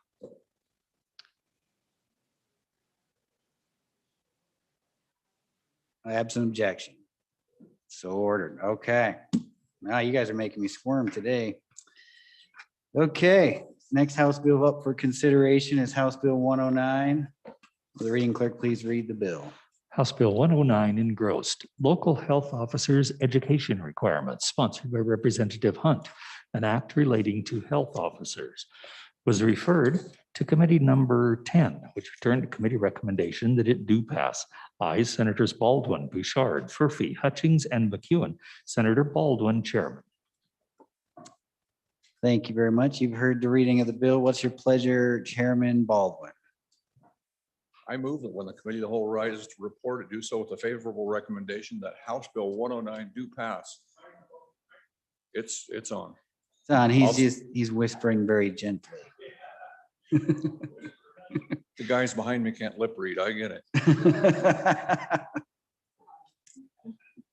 For the explanation of that bill, I'll go ahead and take that on myself here. This is House Bill number 109, local health officers education requirements. As far as length, it's a short bill. I'm not going to say it's a good little bill, but it's fairly short. This comes from the concern of the recent public health crisis we've had and the shortage of public health officers. There's not a lot of doctors out there in some of these small communities and small counties in the state. And I can imagine that now going forward, you're going to have a harder time getting people to want to be county health officers. I know that I certainly don't want to be. With that in mind, we want the question was perhaps to change the statute of county health officers to include more than just the medical doctors. And so that's exactly what this bill implies. If you go to page 2 of the bill, that's the meat of the bill. And again, another little small piece of meat on page 4, but what it does there in the middle of line 6, it says any full-time or part-time health officer shall have a degree of doctor of medicine, be an advanced practice registered nurse as defined in the statute, or be a physician assistant as defined in the statute. It goes through there and says, finally, it says that any of those people that take that office of public health office are then required to take continuing education as requested by the governing body, be that a public health district or be that the Board of County Commissioners. And as we discussed in committee, that topic of continuing education could be anywhere from sewer systems to any of the number of things that public health works with. You know, before this last year, public health and county health officers were a pretty mundane, pretty boring thing. They dealt with E. coli outbreaks at the local salad bar. They dealt with a break in the sewer system with water system problems. That changed this year. Now they're dealing with a lot more, and now it's even harder to retain people in that. So the proposal of this bill is to move forward and make more people in the pool, especially in the small counties in the state, that can come forward and fill that occupation and fulfill that requirement and help the counties and the cities out. And in any process, they always work with the state health officers. It's continuing going both ways. If there's an outbreak of E. coli at the local salad bar, which are out right now, but when they come back in, they would deal with it directly and immediately in the town. And then that process would go up through the state public health office. And likewise, if there's something in the state that's going to involve the entire state, which happens occasionally, actually, I get notices in my office of outbreaks of just for simplicity's sake, sometimes sexually transmitted diseases. And we get notices of those. So it can work both ways up and down a continuum. In general, it's a pretty boring job. Not many people want it, but that's a proposal of the bill that we extend this to include more people and that they have their continuing education as needed. And with that, I would ask for your favorable vote. Thank you, Chairman Baldwin. Let's go to Senator Landon. Thank you, Mr. Chairman. And I apologize if I just didn't hear correctly. The good chairman from Labor, I like the bill. I just, I'm concerned out across the state if we're going to run into shortages, if we're going to run into situations where we just simply don't have one of these kind of health professionals available. And then the second piece of that question is, are there other professions, for example, advanced degrees in public health or something like that, that might pertain? I'm I'm just curious if that conversation took place. Thanks. Senator Cost. Thank you, Mr. Chairman. My question would be, for some of our counties, being as small as they are, population-wise, if they don't reside in that county, is that going to be a problem if they reside in a different county? Senator Dockstetter. Thank you, Mr. Chairman. I see where you're going with this. I just maybe a little more comment on what's available out there for all places around the state, to follow up to the good senator from Casper. But also, I see the logic. You know, it was probably 15 years ago. One of our small towns, incorporated communities, had a big old elk lay down and die right at the headwaters of its municipal water system. And E. coli got in the system, and it was all through the town. And people were getting sick on a weekend that was like a July 4th weekend. There were people just sick in the campgrounds, people sick across town. And it made major news for this little town. I flew up to a major airport in the Pacific Northwest that takes international flights. And as I walked past the newsstands, front page, this little Wyoming town, all across. So what you're doing here, Senator, as a co-sponsor, is, Mr. Chairman, is we're making sure that we just have some qualifications in place. We can avoid this. We know how to handle it, because it is possible. It happens. That in that case, we had children that were hospitalized. It was a bad deal for a long time. Thank goodness nobody died. They could have, but it was a tough situation. And up in the middle of the forest, an elk laid down and died next to the water system. That's all it was. Senator Baldwin. Thank you, Mr. Chairman. A couple of questions answered there. Number one would be the good senator from Natrona County, in that we did not contemplate, nor did they on the other body, whether there were other healthcare professionals that we could include on this or not. I think the presumption is that adding these two things in, that we probably will have a sufficient number. I suppose that at some time down the road, if that proves untrue, if nobody says, no, I'm not going to do that, that's something we can look at in the future, but that was not talked about. Concerning the other senator's question about those counties on the edge of the state that are very small, have very few healthcare professionals, doctors, nurse practitioners, PAs. There was a proposal made in the other body to make this requirement to be a resident of the state. That was defeated. And we talked about that in committee when I was brought here to the Senate committee.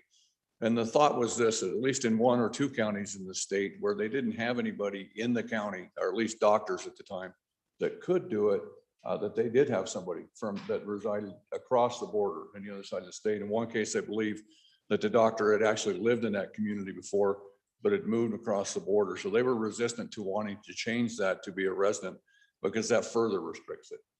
And so the thought was, yes, we could use somebody that's across the border.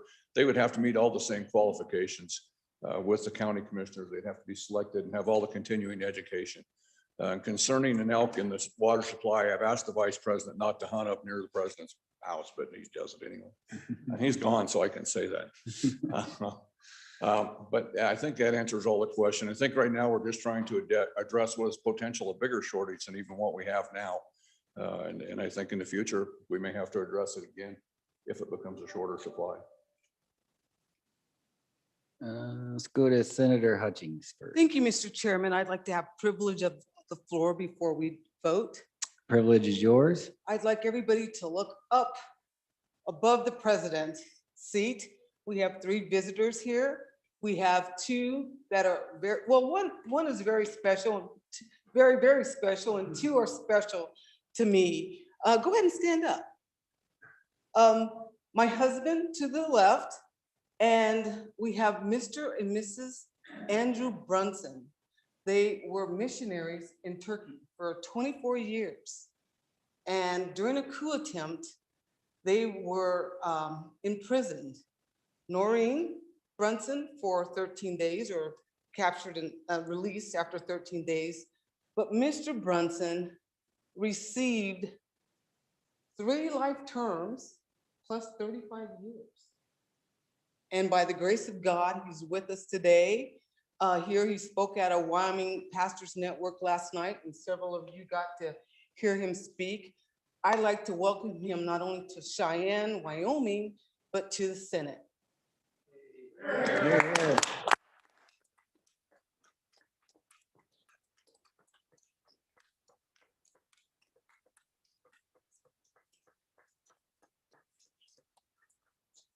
Welcome to the Senate.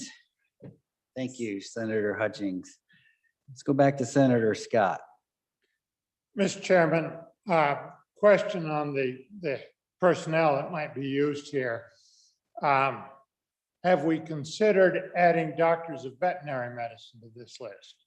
The reason I ask that question is that on occasion, I know in the past, our state health department's epidemiologist has been a doctor of veterinary medicine. And we've often had a DVM in this area because their training on dealing with epidemics really applies to human health about as well as it does to animal health. And the Centers for Disease Control uses such people. And there is a fair availability in parts of the state. So I'm wondering if that isn't another possibility we ought to add to the list. Senator Baldwin. Thank you, Mr. Chairman. I think that's a very valid concern. I think veterinarians are trained deeply in epidemiology, sometimes as much or more than the other practices are. And I think that's a valid thing. And I think if someone was to bring something forward in an amendment, I think that's appropriate. And I would include in there even the people that are trained in masters in public health, as was discussed. I think there's quite a few more. So I would work with anybody who wanted to bring an amendment. I think that's appropriate. Thank you. Any more questions? Yes, Senator Schuler. Thank you, Mr. Chairman. Just to piggyback on that question, because I had another question I think the good senator from my side of the state might be able to answer. When I was thinking about the nurse practitioners, my understanding is that the APRNs have master's degrees, but could this also include like a nurse anesthetist or a clinical nurse that has a specialty? Thank you, Mr. Chairman. Back to you, Senator Baldwin. I just like hearing my voice. The APRN is the Advanced Practice Registered Nurse, which includes the CRNAs, or the nurse anesthetist is an Advanced Practice Registered Nurse. So they would be included in that group. As far as other nursing, that wasn't thought of, and that's something I suppose we could consider in here too. But in this bill, only the advanced practice ones were the one to consider because they generally practice medicine on a routine basis. Well, the RNs they're involved in a number of different things, not just nursing in the hospital or nursing in the office, but they do school stuff, they do study things, they do a lot of things. So, but it's something we could consider as well. Are you ready for the question? Question being called. All those in favor of Senator Baldwin's motion that when the committee of the whole rises to report it, do so with a favorable recommendation of House Bill 109, please say aye. Those opposed, no. House Bill 109 has passed the committee of the whole. The next bill for our consideration is House Bill 14. Will the reading clerk please read the bill? House Bill 14 engrossed rights of way along public ways amendments sponsored by the Corporations Committee, an act relating to rights of way. It was referred to committee number 7, which returned to committee recommendation that it do pass. Ayes Senators Boner, Case, Driscoll, and Scott. No, Senator Nethercott. Senator Driscoll, Chairman. Heard the reading of the bill. What is your pleasure, Senator Driscoll? Thank you, Mr. Chairman. I move that when the Senate rises to report it, do so with a favorable recommendation of House Bill 14. And for further explanation, I call on Senator Nethercott. Thank you, Senator. Senator Nethercott. Thank you, Mr. Chairman. Good senators, this bill comes to you from the Corporations Committee that heard, and I believe the Broadband Task Force as well, that heard testimony regarding concerns over the timing of the approval of these permits. And so to allow for implementation along the rights of way, and those approvals coming from our state and local officials, and then in association with those entities who are attempting to access those rights of way as well. So you can see in the bill, it walks through for what an application, the details concerning the requirements associated with an application to access that right of way. And then moving through the bill, what can be installed and authorized, and the time frame for when those things need to be approved so that the companies intending to build that infrastructure can make those plans and budget accordingly, knowing what they have to do moving forward. A brilliant explanation of the bill, Mr. Chairman. With that, I'd stand for questions. Any questions or concerns? Hearing none. All those in favor of Senator Driscoll's motion that when the committee of the whole rises to report it, do so with a favorable recommendation of House Bill 14, please say aye. Those opposed, no. House Bill 14 has passed the committee of the whole. The next bill up for consideration is House Bill 21. Will the reading clerk please read the bill?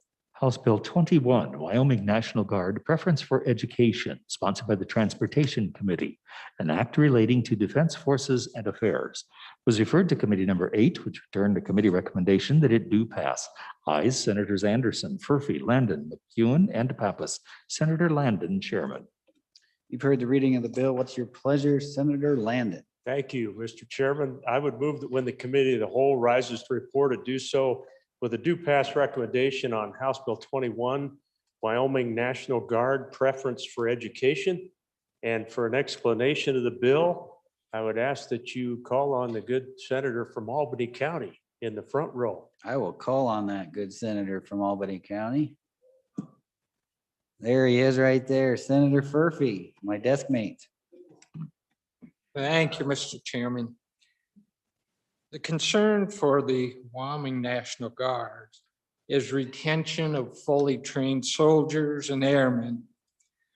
And this bill provides an incentive that recognizes the service and value to our great state of out-of-state members when applying for educational programs that reserve slots for residents of the state. So, Mr. Chairman, I'll quickly run through the bill. Page 1 of the bill, the critical part is on page 12, or line 12, where it says on page 1, line 12, this is regarding military students and students of military families.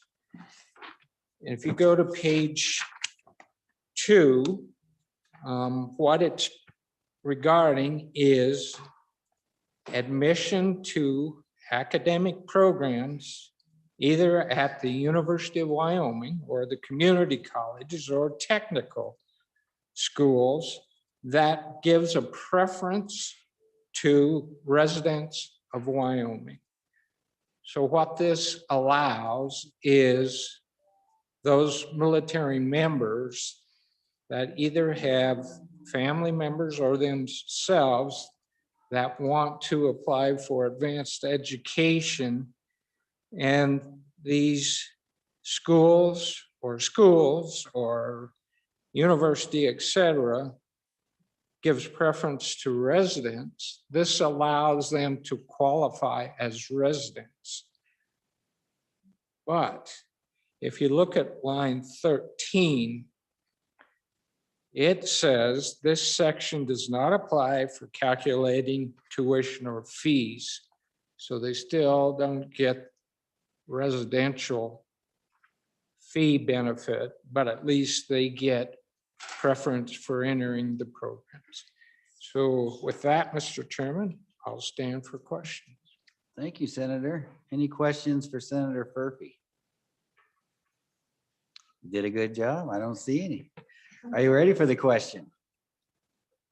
Question being called. All those in favor of Senator Landon's motion that when the committee of the whole rises to report it, do so with a favorable recommendation of House Bill 21, please say aye. Aye. Those opposed, no. House Bill 21 has passed the committee of the whole. The next bill up for consideration is House Bill 122. Will the reading clerk please read it in? House Bill 122 engrossed, Hunting and Fishing Access Reliable Funding, sponsored by Representative Western, an act relating to game and fish, was referred to committee number 6, which returned a committee recommendation that it do pass. Aye, Senators Ellis, Landon, and Schuler. No, Senator Salazar. Excused, Senator Guru. Senator Ellis, Chairman. You've heard the reading of the bill. What is your pleasure? Senator Ellis. Thank you, Mr. Chairman. I move that when the Committee of the Whole rises to report, it do so with a favorable recommendation of House Bill 122. And to present the bill, I would ask that you call on Senator Baldwin. Will do. Senator Baldwin, welcome back. It's good to be back with you, senators. Let's move from healthcare to wildlife. This is House Bill number 122, hunting and fishing access, reliable funding. Those in the body who do hunt or fish, and not everybody does, we don't do it there. That's what we'd rather be doing than be sitting here right now. But knows the Access Yes program. It's available through the State Game and Fish Department. For a number of years, it's run on a shoestring budget. Sometimes they don't have enough money to do the easements and do the things that they need to do to provide reliable access into some of the private lands or across the private lands into some of the BLM, Forest Service, and state lands. The aim of this bill is to create a fund to provide and make able for maybe more of that access to be obtained via the Game and Fish. Quite simply, if you go to page 2 of the bill, what this does is it creates a fund within the Game and Fish, describes how it's to be saved, how it's to be spent, and it only can be spent and all the interest is accrued in there. It can only be used within that fund itself. Secondly, on page 2, it talks about how the revenues can be collected. Not less than 85% can be used by the commission for the purchase of access easements or for other agreements to provide public access to federal and state and school trust lands within the state. Mostly at the end of that line, it says for hunting and fishing purposes. This isn't for any other purpose. This is for hunting and fishing purposes. It also says in that paragraph that they will notify the appropriate boards of county commissioners in writing before the purchase of that easement. The purpose of that being that then they can hold public hearings to hear from the public, to hear from the stakeholders and landowners nearby about any impact, about whether it's something they really want to go through with. And then the next page, on page 3, it talks about the revenues collected not greater than 15% shall be used to provide for wildlife conservation efforts related to transportation system, including signage, wildlife corridors, wildlife crossings, fish passages. I'm sorry, I'm trying to pronounce my words better today, but it's not going well. If maybe it had to do with medicine, I could do it. And game fences. And then finally, an annual report is required under Section E to the legislature on all expenditures pursuant to this subsection during the ensuing fiscal year. Finally, on the end of page 3, you'll see the alteration or the adjustment in the conservation stamp from $12 to $21. And if we turn the page, that's good for 1 year. It's good for 12 months from the time you purchase it. If you remember, that's something that we did last year, was make it not for the fiscal year, but actually from the time you purchased that stamp. On the last page, you'll see that $9 of that $21 goes into that new account to be spent as indicated. So all it does is just add the $9. The other $12 continues to do what it's doing right now. The $9 that we've added goes into that special account. Some areas of the state, not as much in my part of the state, but particularly in the east side of the state, access into public lands is quite difficult because of a large amount of private land. Also along the I-80 and the railroad corridor with the checkerboard land, sometimes public access can be quite a difficult thing. And this helps us provide access, or at least try to obtain access and easements through that for hunting and fishing. And with that, I would stand for questions. Thank you, Senator Baldwin. I'll go hunting for some volunteers. Here we go. Senator Scott.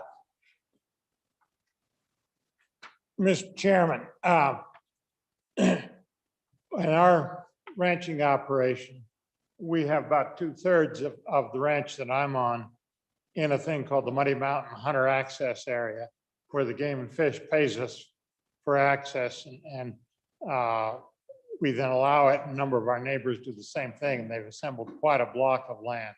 I'm not clear whether this funding that affects this funding or not. I think it may well or could. So, Mr. Chairman, I'd like to declare a conflict of interest in this bill. And I would say that kind of access agreement is a very good deal for the hunters, I think. It really helps the experience and helps access, and that's getting tighter and tighter, particularly in our area around Casper. Thank you, Senator Scott. Any more questions or discussion on the bill? Going once, going twice. I'm assuming you're ready for the question. Oh, there he is. Senator Baldwin. I'm sorry, I was answering my neighbor's question. Okay. The other thing that I didn't add to that is, and that the good senator from Natrona County brings up is the Access Yes program. Those programs are very effective. This will not change any of those. They remain in place. This is something that adds on. The other part that I would add is this depends on a willing buyer and a willing seller. This isn't something that nobody's going to go out and force these people to sell access. It's entirely a willing buyer, willing seller deal. So thank you. I would call for the question. Oh, we have a question back there. The good Senator Landon. Thank you, Mr. Chairman. Just real quickly, I wanted to add to everything that the good senator from the West has indicated on this bill. I was so impressed by the long list of organizations and associations that support this bill. Just actually pretty amazed at the consortium. So it has broad range of support out across. So thank you. Thank you. Question being called. All those in favor of Senator Ellis's motion that when the committee of the whole rises to report it, do so with a favorable recommendation of House Bill 122, please say aye. Aye. Those opposed, no. House Bill 122 has passed the committee of the whole. Next bill up for consideration is House Bill 52. Will the reading clerk please read the bill? House Bill 52 engrossed Wyoming School Protein Enhancement Project, sponsored by the Agriculture Committee, an act relating to school nutrition. It was referred to Committee Number 5, which returned to committee recommendation that it do pass amended.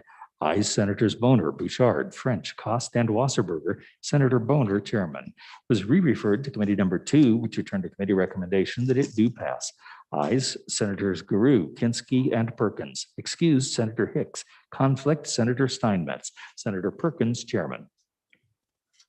You've heard the reading of the bill. What is your pleasure? It's like Senator Cost, you're up. Thank you. Being as how Senator, good senator from the north east isn't sitting here, I guess I'll introduce this bill. So I would move that when the committee of the whole rises to report, they do so with a favorable recommendation for House Bill 52. And with that, I will report it again. Yesterday was first, today will be second. So here we go. House Bill 52, Wyoming School Protein Enhancement Project. You heard it yesterday. This is to provide nutrition, better nutrition for our schools. The meat is generally donated, but the processing is not. And so this also allows for a one-to-one match in the processing of the animals that have been donated. It did broaden the different animals. So now you're looking at, excuse me, poultry, lamb, pork, beef, and bison that could be donated to the schools. And other than that, it was appropriated $25,000 from Department of Education funding to be used to help offset that dollar-to-dollar coverage for their part. Then in the future, it's asked that they look for grants and all to help supply that as well. So it didn't, the 25 was already in there. It was approved by appropriations. I would stand to answer any questions at this time. We have a standing committee amendment. You want to deal with Why, that? sure. Yeah, I'd let's love to do do it. that. At this time, can you have standing committee amendment ready? House Bill 52, Standing Committee Amendment Number 1 to engross copy, page 3, line 3, delete. I would like to move standing committee number 1 to House Bill 52 and ask for your favorable opinion. This is just a simple little move of where we, on page 3, line 3, delete on, and on page 3, line 4, we delete on, I'm sorry, or before June 15th of each year. We needed that change to support the ability for him to be able to apply for this. And we found there was a conflict between that date and the other one. And so that was simply a simple move to make this available. I would ask for your favorable vote on the amendment. Any further discussion on the amendment? Question being called. All those in favor of Senator Cost's motion to adopt Standing Committee Amendment number 1 to House Bill 52, please say aye. Those opposed, no. The Standing Committee Amendment number 1 has been adopted. We're back on the bill. House Bill 52. Any further discussion or questions on House Bill 52? Question being called. All those in favor of Senator Ellis's motion that when the Committee of the Whole rises to report it, do so with a favorable recommendation on House Bill 52, please say aye. You're looking. I think it was me. Senator Ellis made the initial motion, Okay. right? No, I Oh, I was last bill. I'm sorry, Senator Cost. I didn't mean to slight you. Let me do that one more time. I'll do it slow for you. All those in favor of Senator Cost's motion that when the Committee of the Whole rises to report it, do so with a favorable recommendation of House Bill 52, please say aye. Aye. Those opposed. All right, House Bill 52 has passed the Committee of the Whole. Thank you for that. All right, next bill for our consideration is House Bill 22. Will the reading clerk please read the bill? House Bill 22, Wyoming Military Code, sponsored by the Transportation Committee, an act relating to defense forces and affairs. It was referred to committee number 8, which returned a committee recommendation that it do pass. I, Senators Anderson, Furphy, Landon, McEwen, and Pappas. Senator Landon, Chairman. You've heard the reading of the bill. What is your pleasure, Chairman Landon? Thank you, Mr. Chairman. I would move that when the Committee of the Whole rises to report, to do so with a favorable recommendation on House Bill 22, Wyoming Military Code, and fellow senators, an important bill that has seen a lot of work that comes out of your Joint Transportation Committee. For an explanation of all of this work, I would ask that you call on the good Senator McEwen. Senator McEwen, you're on the spot. Thank you, Mr. Chairman. Going to start out. We're basically looking at legislation that's cleaning up some words and some policies and procedures that haven't been touched for about 45 years. It's gotten old, out of date, and it has turned into a situation where they can't use it. In the military, we have a thing called the Uniform Code of Military Justice. It's a different construct than the civilian court structures. And it's important, given the mission of military units, that these procedures stay the same as they are. And as we port this over from Title 10 or from Title 10 to Title 32, which is active service forces, to the National Guard, there become a few limitations in the state itself. So we have a hybrid of it. It's called the Wyoming Military Code. It focuses on the punitive effects of the manual for court martials, but it does not focus solely on the procedures out of the manual of court martials. And as we get into this, there's a couple things I want you to keep in mind while we're talking on some of the differences in the court proceedings in the military versus the civilian world. The first is it's heavily based on commander's discretion. So you are going to have a guy appointed judge advocate, as we'll get into this, and he's basically the judge and the jury in 2 of the 3 cases, and can be in the 3rd, but generally 2 of the 3 cases. So as we get into this, if I could get your attention on page 2, line 10, we'll go through the 3 types. There's a general court martial. This is in the UCMJ, we do not have felonies, we do not have misdemeanors. However, the general court martial is akin to a felony, if you will, or what would be considered a felony in a civilian court system. The special court martial is more towards misdemeanors, and the summary court martial might be something you would consider a speeding ticket or a parking ticket.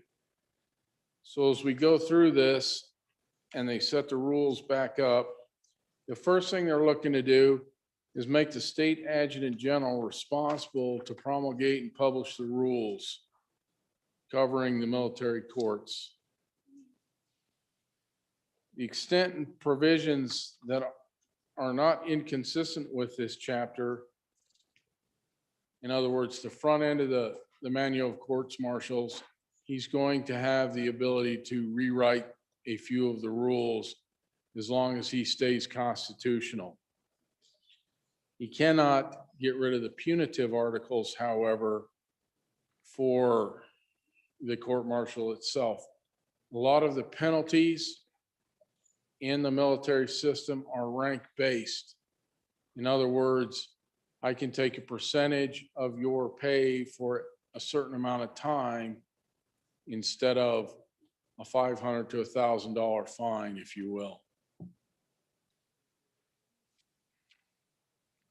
So as we get through this, the first thing we're going to talk about is the general court martial.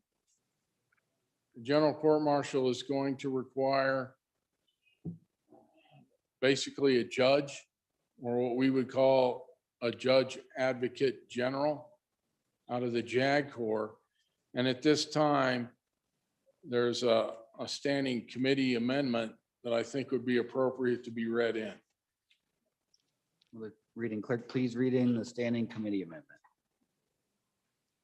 House Bill 22, Committee of the Whole Amendment Number 1 to engrossed copy, corrected copy, page 3, line 11, reinsert. Back to you, Senator Ellis. Mr. Chairman, I would defer to the bringer of the bill to let him explain the entire bill, and then I'm happy to move that amendment when he's done presenting. Sounds like a plan. Back to you, Senator McEwen.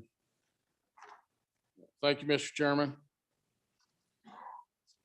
Once the presiding officer, as we like to call him, is appointed out of the Judge Advocate Corps, the issue in the state of Wyoming is we don't have a Judge Advocate Corps. In fact, I'm pretty sure I heard in testimony we don't have a Judge Advocate.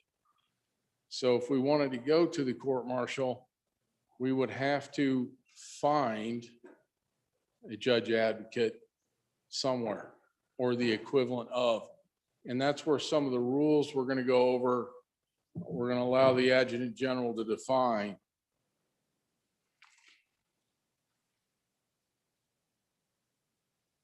The defense counsel also has to be qualified.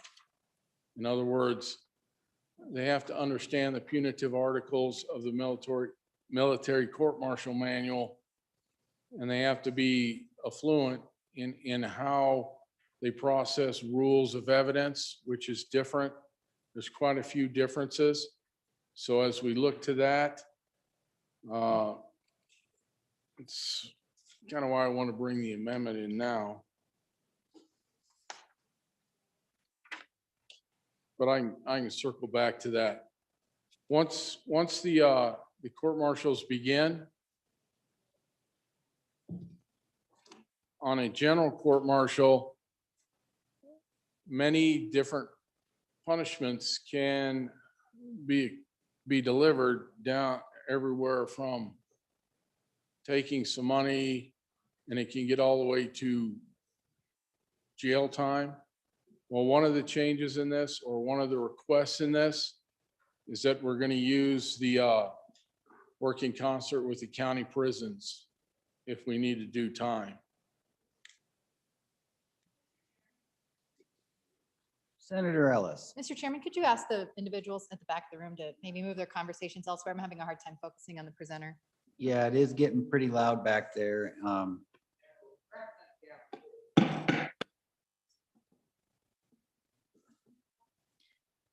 It's be respectful of the speaker, please. Back to you, Senator McEwen. Okay, so go through this one type at a time. The general court martial. is going to deliver felony type punishments. At page 6. Once that punishment has been delivered by a general officer, for definition of that is somebody who wears silver stars, has achieved the rank of 07 through 011. And the way they've written this up in their rules is it requires a general officer to oversee the proceedings for this type. Once that punishment is delivered, it has to be approved by the governor as the commander-in-chief, because once again, it is the state of Wyoming. The special court-martial can be convened by the adjutant general also, or there's 5 general officers in the state of Wyoming. He can assign it to one of the 2 or 4 below him, and it needs to be service specific. What do I mean by that? There's 2 1-star generals or brigadier generals in the Air Guard, and there's 2 1-star generals or brigadier generals in the Army.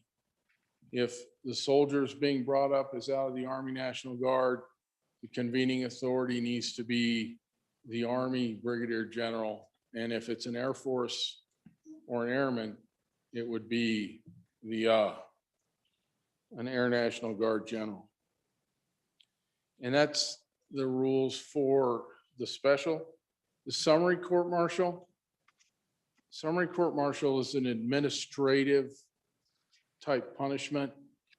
It frequently does not involve a court, and it can be done at many different levels, and they're looking at that. The minimum requirement is an 05 or a lieutenant colonel, and they're looking at their chain of command to see if they can include that in there also.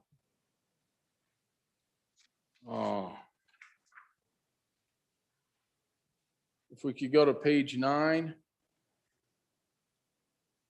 This is kind of a sticking point with the UCMJ. It's called a pretrial hearing. And there has to be a pretrial hearing. I'm trying to think of the equivalent term in a civilian court. I think it's grand jury or preliminary. Basically to determine whether the charges and the evidence exist to continue on.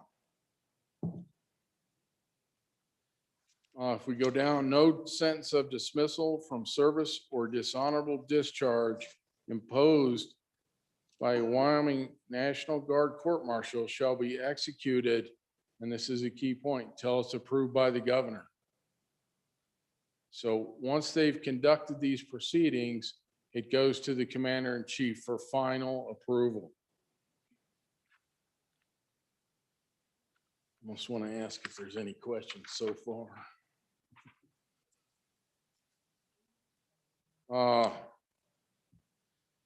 As part of the UCMJ proceedings, a soldier and airman can decide they do not want to take that type punishment and ask for a court-martial. At that point in time during the pretrial hearing, it will be assessed for a defense counsel and what's available. And there's some language in this bill for what's required to be a defense counsel or a prosecuting counsel. That, without getting into some of the specific offenses, we'll move on to what happens when they're served papers and they don't show up for the court-martial. And this is definitely a state-specific thing. They can issue a warrant and they will use sheriff or local police to help secure the soldier or airman, and then they will continue on with the punishment. It's basically a subpoena. We get into the jurors for a court-martial. the bill allows for, once the jury is set, it's generally soldiers or airmen. And the bill allows them to be paid while they're there, their normal pay as if they were on duty. The confinement in county jails and fines, once again. Court-martial can be imprisonment for 1 year or less.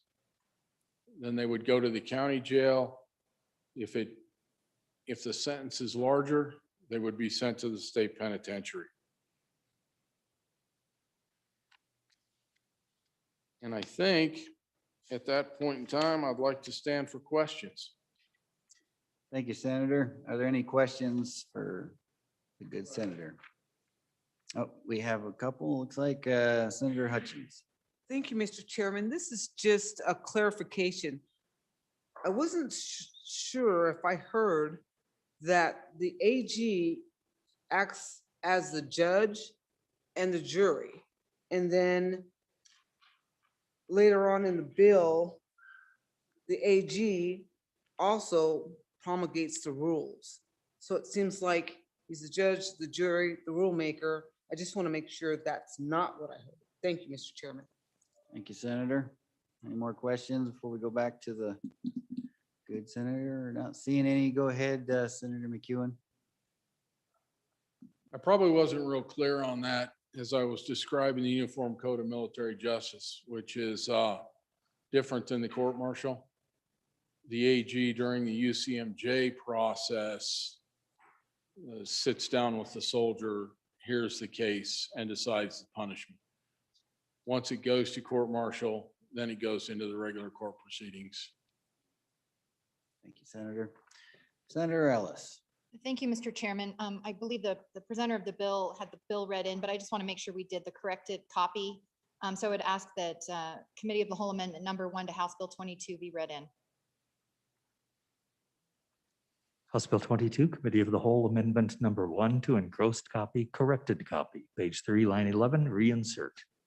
Senator Ellis. Thank you, Mr. Chairman. I move Committee of the Whole Amendment number 1 to House Bill 22 and would ask for your favorable consideration. I had the pleasure, Mr. Chairman, of listening to the Transportation Committee work this bill, and it is very necessary and important. There are a lot of important updates that needed to be had and made in this bill. But I wanted to touch on an instance which required this amendment, and it's a bit of a sensitive subject. So at the outset, I want to just make it known that I appreciate our military department and the men and women who are serving in those capacities. But I became aware last year of an instance where a person who was serving in the military as a dual status technician in the National Guard, the Wyoming National Guard, she was serving in both a civilian employee capacity and a military personnel capacity. And so these are a bit of a hybrid position that they have within the department. So they touch on state and federal systems. This particular individual filed 2 formal complaints with the Equal Employment Opportunity Commission, alleging sexual discrimination and other related claims. And at the time there was confusion. The Adjutant General of Wyoming asserted jurisdiction over the military portion and processed the case and found no discrimination. However, in the civilian capacity, the EEOC looked at the case and they had a different determination. They found there was discrimination. So this has been a very contentious issue over the years. The alleged incident occurred in 2012, and it wasn't until recently in December of 2020 that this reached an appeal to the Office of Federal Operations within the EEOC, looked at this on appeal, and all I can say, Mr. Chairman, is it's been a very contentious issue. And so as we look at the bill, if you go to the first part of what this amendment would seek to do, it would go to page 3, and you'll see the definition on lines 11, 12, and 13 are the proposed changes. And so this gets at the heart of some of the sensitivity and concern that I've become aware of, where we're trying to change this definition to include jobs included under Title 32 of the US Code. Because of the recent nature of this case and ongoing concerns about whether or not an individual is serving in their civilian capacity, their military capacity, and the interplay of what happens, for example, with a sexual harassment case, where you may have instances occurring in the civilian capacity and the military capacity. we thought for the time being, perhaps we should leave this definition alone until some of these issues can be resolved and studied more in further depth. So what the amendment would do would restore this language on lines 11 and 12 so that it would apply to any member when in state duty status or active state service status in the same manner as the Uniform Code of Military Justice applies. So that's the first piece of the amendment, Mr. Chairman. The second piece would occur on page 4 and kind of piggybacking off of some of those concerns. The definition that you'd see inserted here in paragraph F would allow for military defense counsel to be appointed for any accused person. But you'll see it says that the qualifications required of the counsel would be that they would be required to practice law in Wyoming or hold a current position as a military judge advocate. In the case that I mentioned, there are a number of, Wyoming's a very small state. There were a number of conflicts that existed. And so we thought it would better serve those individuals by broadening it so that counsel could be appointed from any jurisdiction in the United States, obviously complying with laws for pro hoc vice admittance.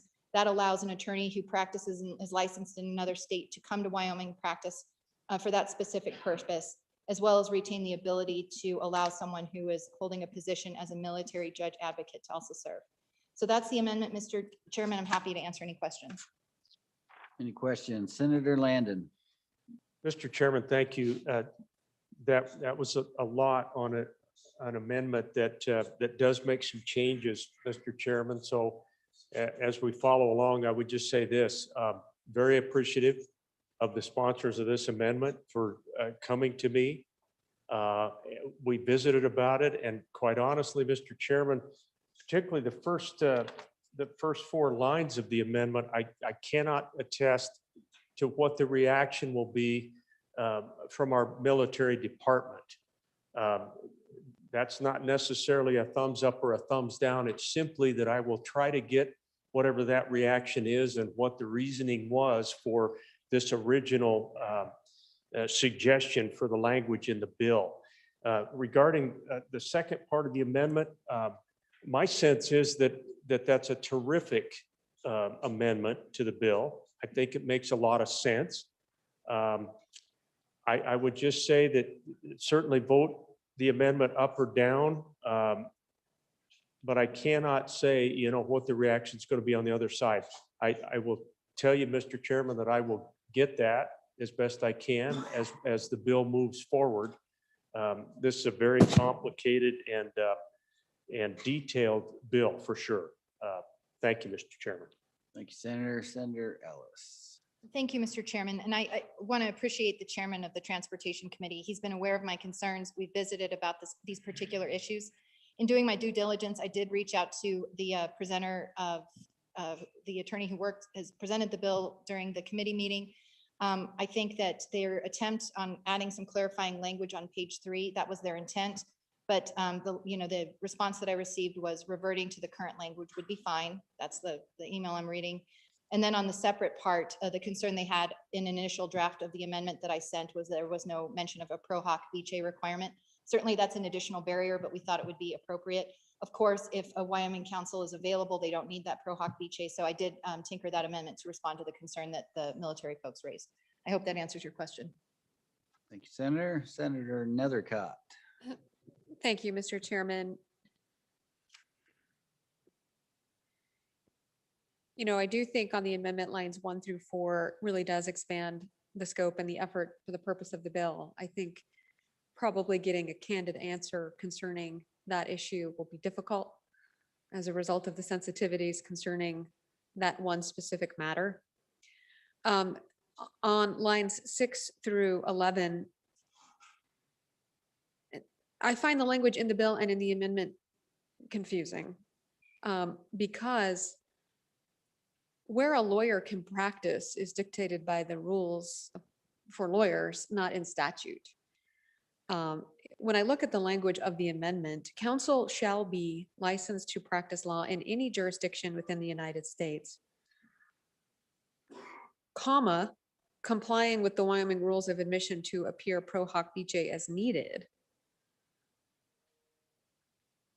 Well, you can't appear, you need local counsel to appear pro hoc vice. So you have to have a local counsel able and willing to do that if you're not local counsel.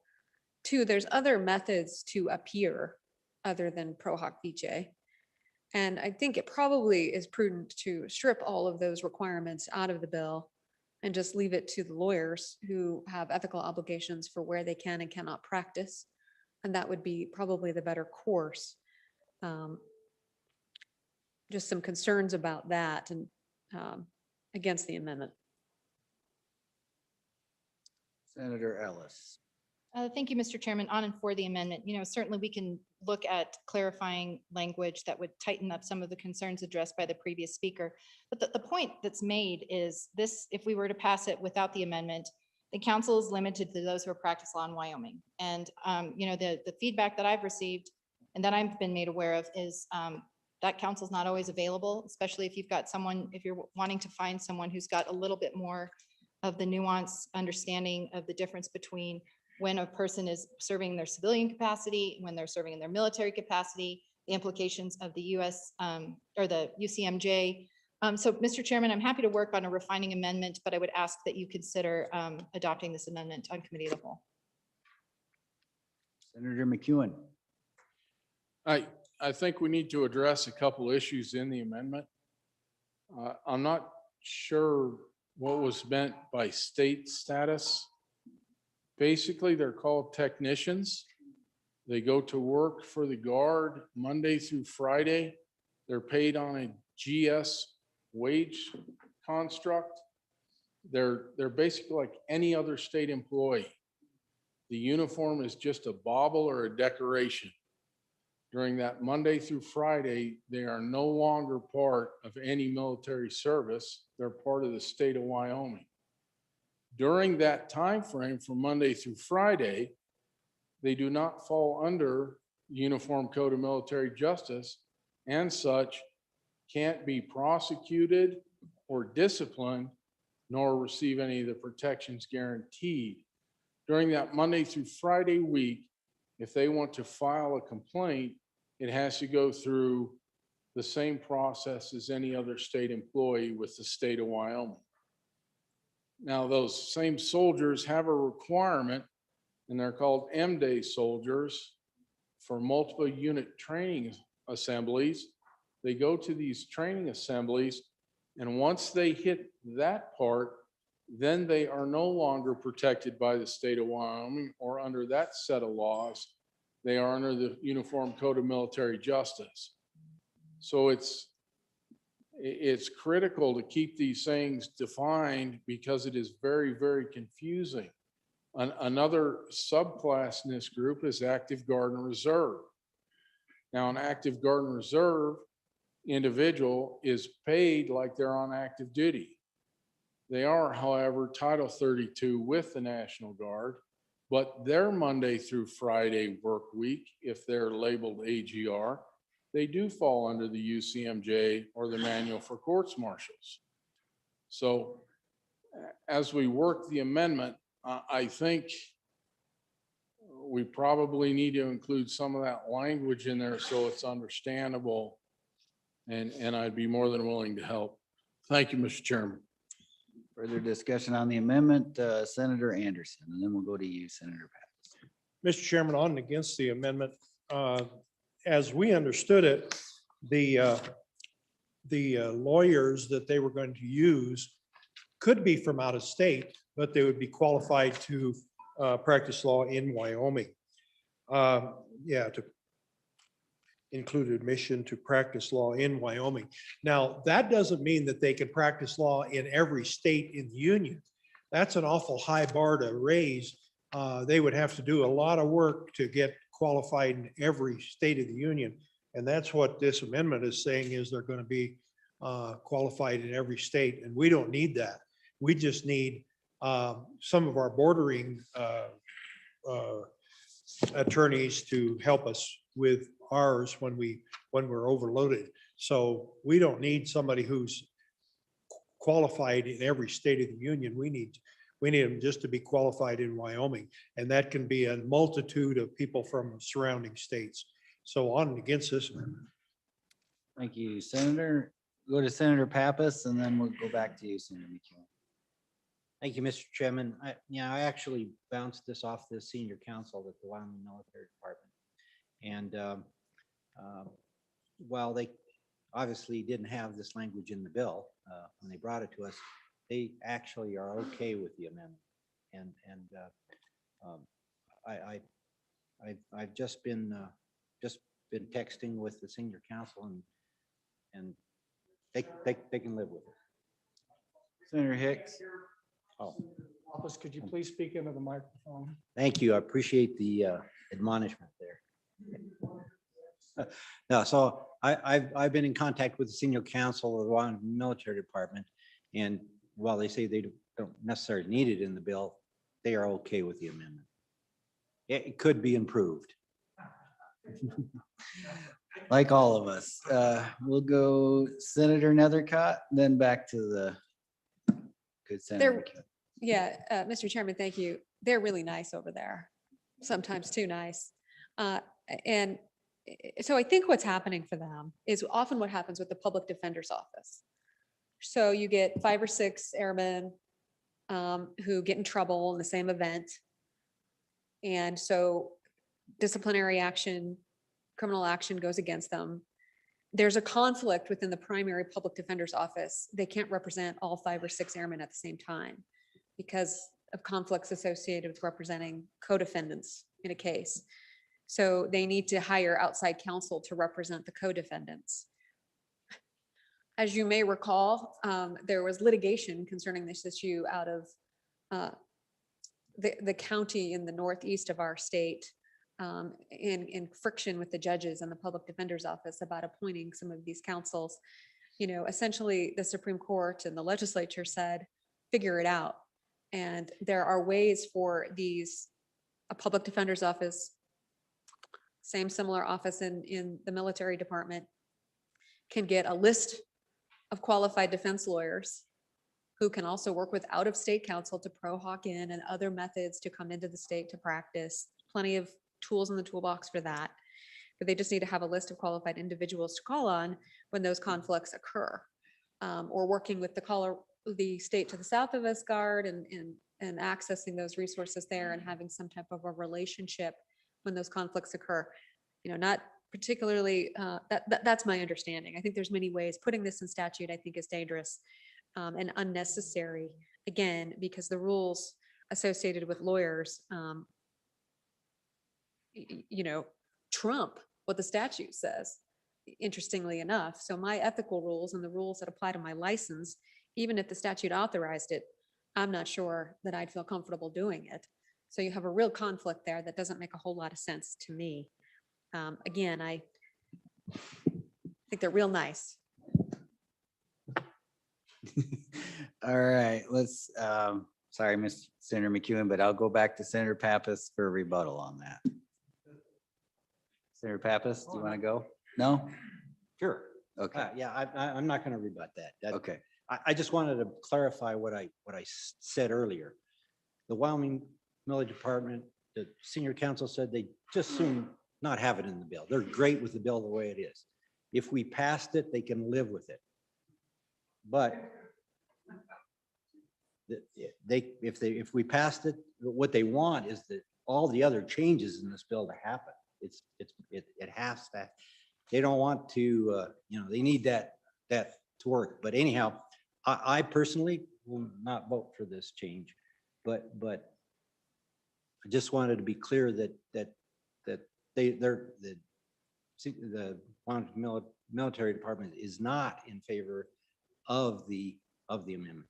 Okay, thank you. Now, Mr. Senator McEwen, you've been wanting to speak for a minute. Let me get you up and then we'll go around the room. I think I might be able to end all of this discussion. The key word in here is qualified, and we're getting hung up over what state they're from. If they understand the manual of courts martial, they are qualified to prosecute and judge and defend in a military court because it's federal. It's just like doctors in the Army or lawyers in the Army. they can be licensed in any state because they're working under a different construct.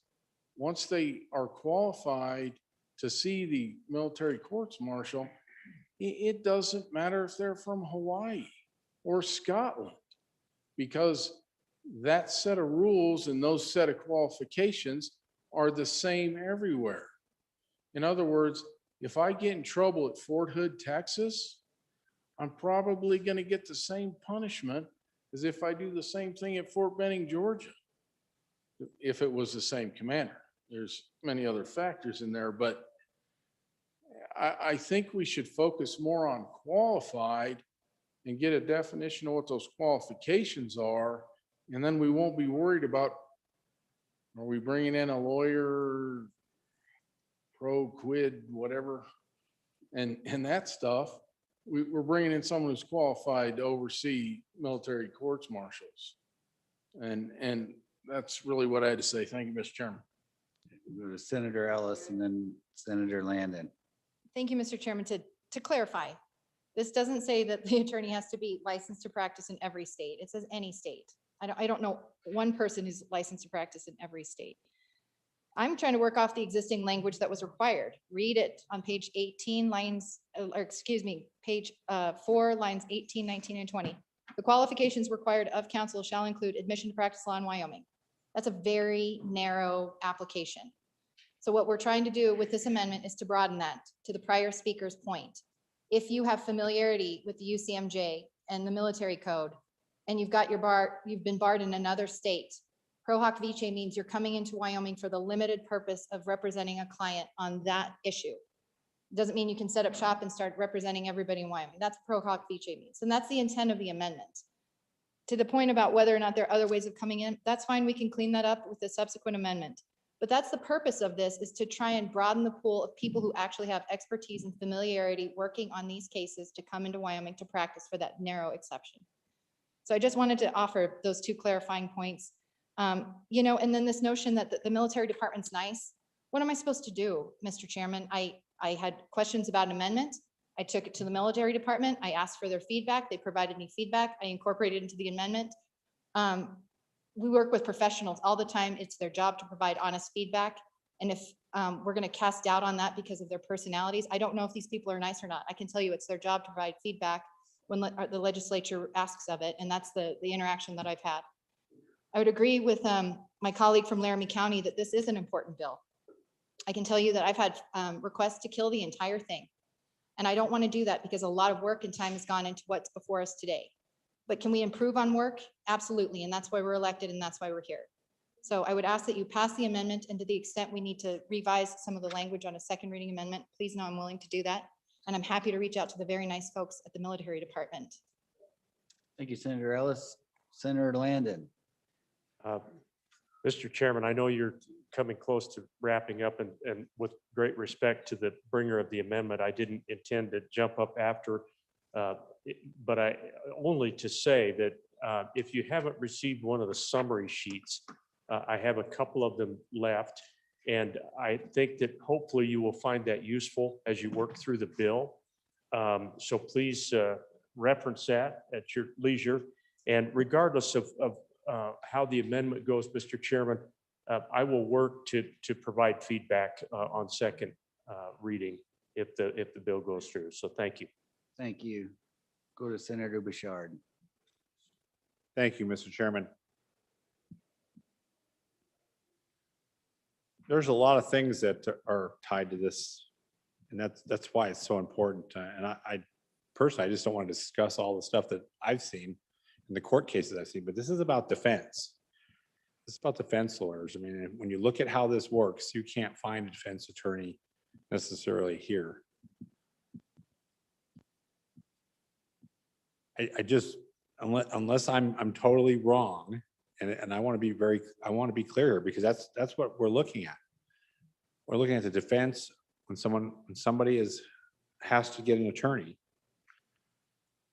And the cases that we've seen, they've had to get an attorney outside of the state. So I'm just trying to figure out why there's opposition here. On one hand, we're told that these attorneys can practice. They can, then can we define it better? Can we move forward on this and define it better than what we have here?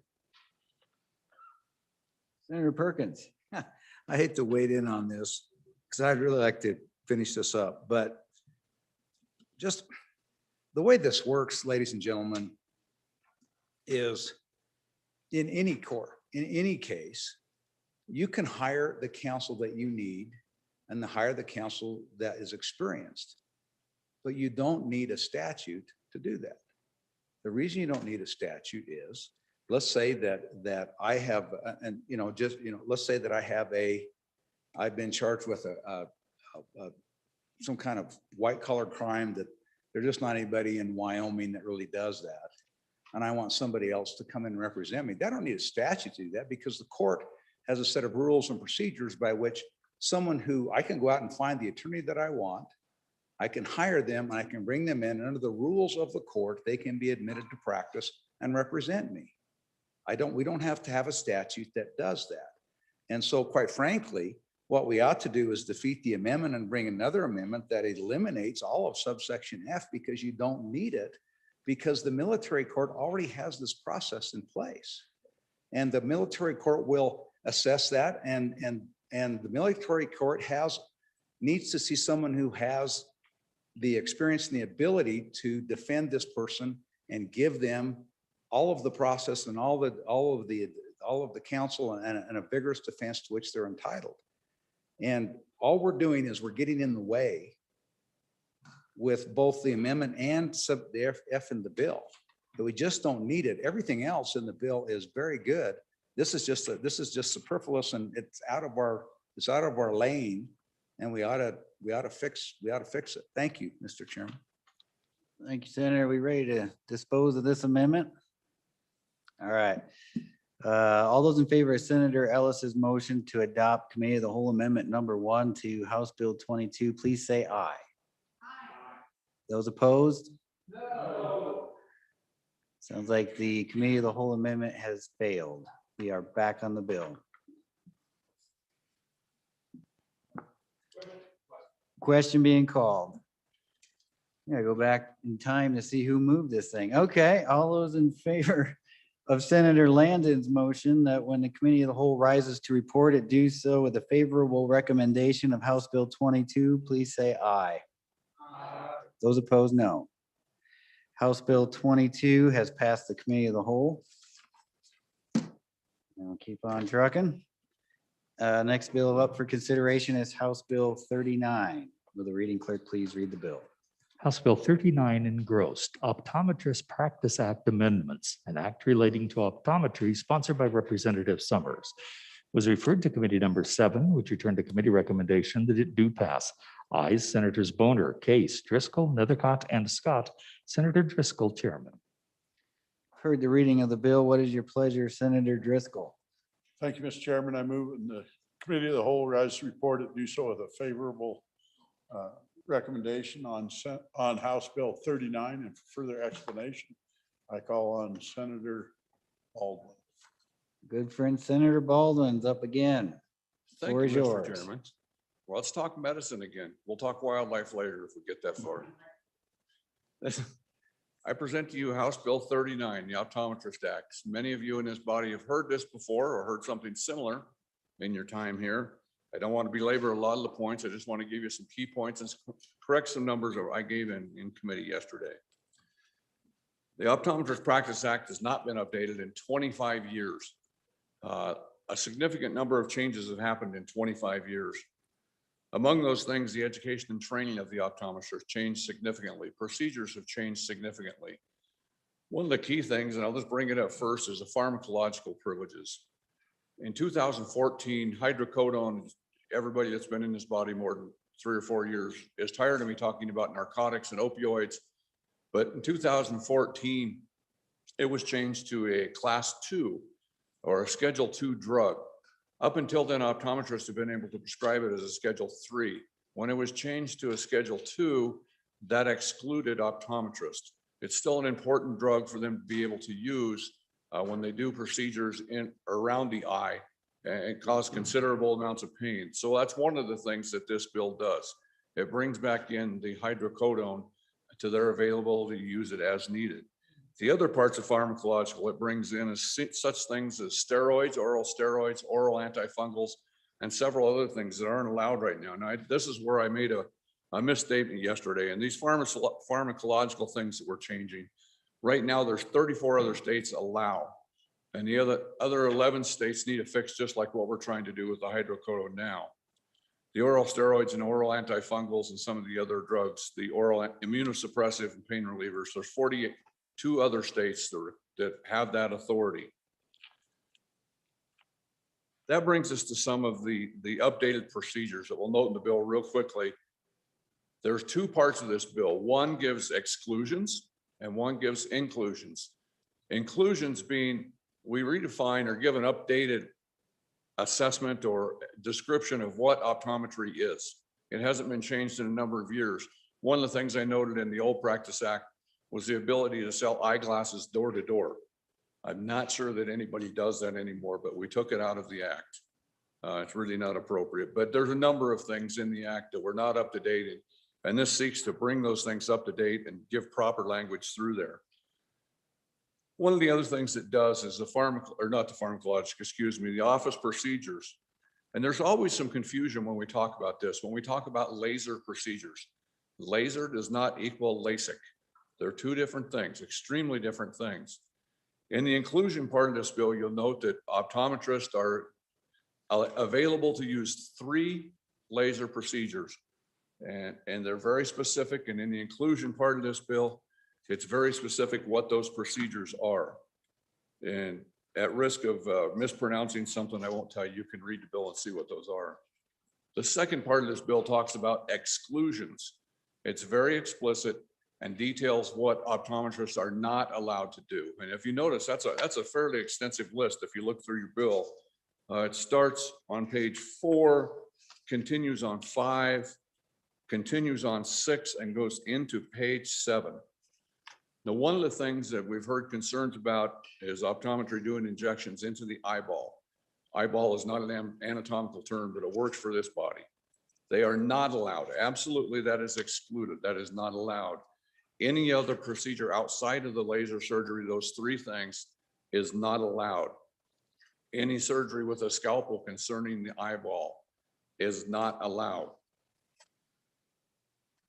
Now, if you'll read through the description on page 7, it just tells all the things that we all know that they do: fitting eyeglasses, contacts, etc. One of the other things that this bill does is it adds 2 members to the board of optometry, a member from the public and a medical provider. Now, the numbers, just as far as correcting some of the other numbers that I gave incorrectly in committee yesterday, and I would want to correct those. In those procedures that we're talking about, including things like taking off skin tags, something called pterygium, some around the eye type procedures, and doing injections to give local anesthesia. There's currently 22 other states that allow those procedures, and that includes most of the states surrounding us. The other thing I would include here is that the laser procedure, 2 weeks ago, a state to the east of us who has a very large muddy river going through it, that muddy river bears the same name as the state. Their governor just signed a law, their scope expansion 2 weeks ago. And it did allow these 3 laser things, the capsulotomy and the other things allowed. So there's a number of states that are progressing and including these things. The importance of this is in Wyoming is Wyoming's a very rural state, as we all know. And there's over 100 optometrists in the state of Wyoming. There's only 11 ophthalmologists practicing in the state of Wyoming. If we can include these things that optometrists can do, they're trained, they're educated, they've practiced on real patients, they've been tested on how to do these things. They're very thoroughly trained and very well educated. If we can allow them to do these things and make it updated, perform to the full scope of their practice, we make available for rural Wyoming people the availability to stay in town, stay in their hometown and have the procedures instead of traveling to another state or waiting weeks or at times months to get in and have a simple procedure done at an ophthalmologist. And with that, Mr. Chairman, I don't want to go into length discussing this much more. We've heard about this a lot. It's a good bill and it improves the access to care in Wyoming. It's safe. And everything they can do is included. Everything they can't do is very clearly outlined in the exclusion. I would encourage your aye vote and I would stand for questions. Thank you, Senator. Senator Pappas.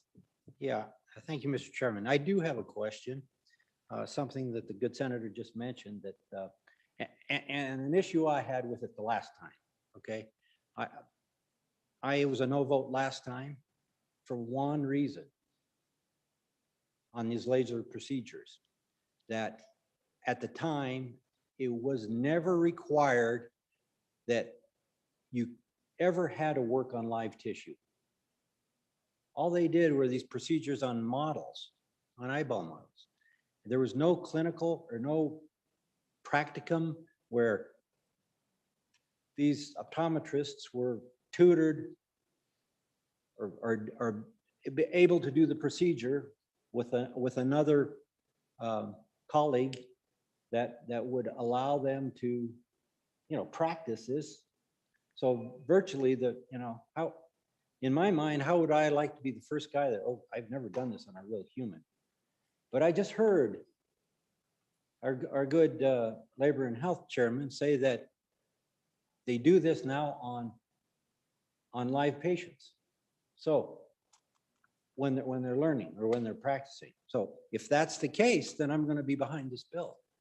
But I've told my optometrist friends and the society that I'd be right behind this.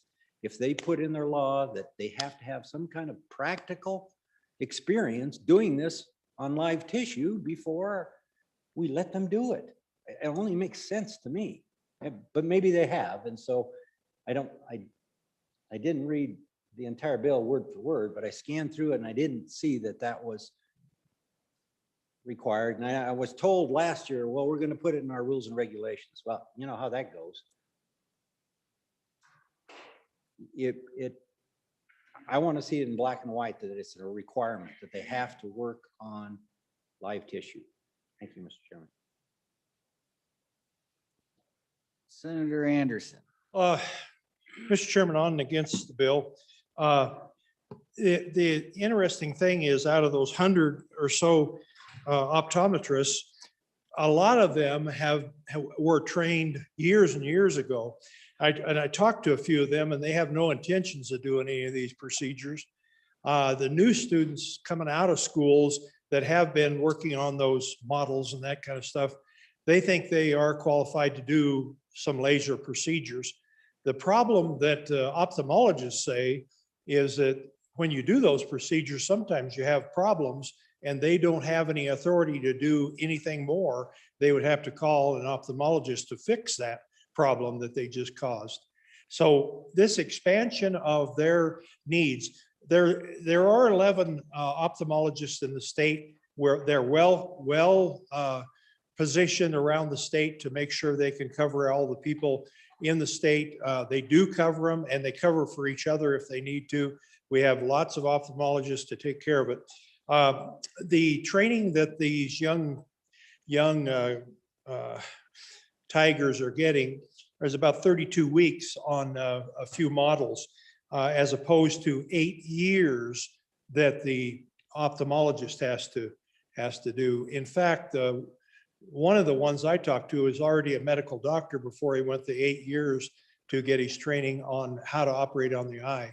So I don't think we ought to expand this practice. Thank you.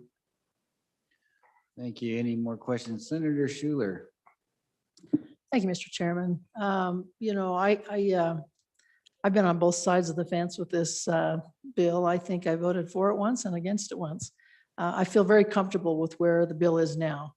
And I feel like that we've hammered out a lot of the details and a lot of the issues that were concerns in the past. And really, I think the bottom line here is still access to healthcare for our residents. I know to see an ophthalmologist in my corner of the state, you've got to go to another state. It's a couple hours away. And I think that in talking, I talked with some of the folks that have been out just the last 5 or 10 years are all getting the same type of practice with the methods that we're asking them to do.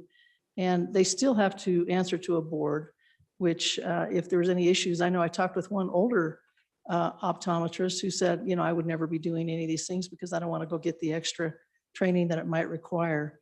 So I think, you know, that we have to trust our medical folks. Really don't believe any of our optometrists are going to do any kind of procedures that are outside their scope of what they've been trained to do.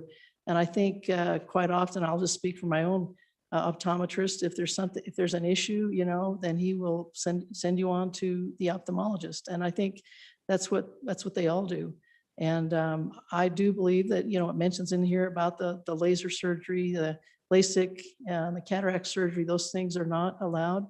And but honestly, after taking a look at the machines that they're using now, it's very scientific, it's very precise. You know, I just don't think that our optometrists are going to step out of line and do things that they're not supposed to do. And you know, are there going to be some bad actors in every profession? Maybe.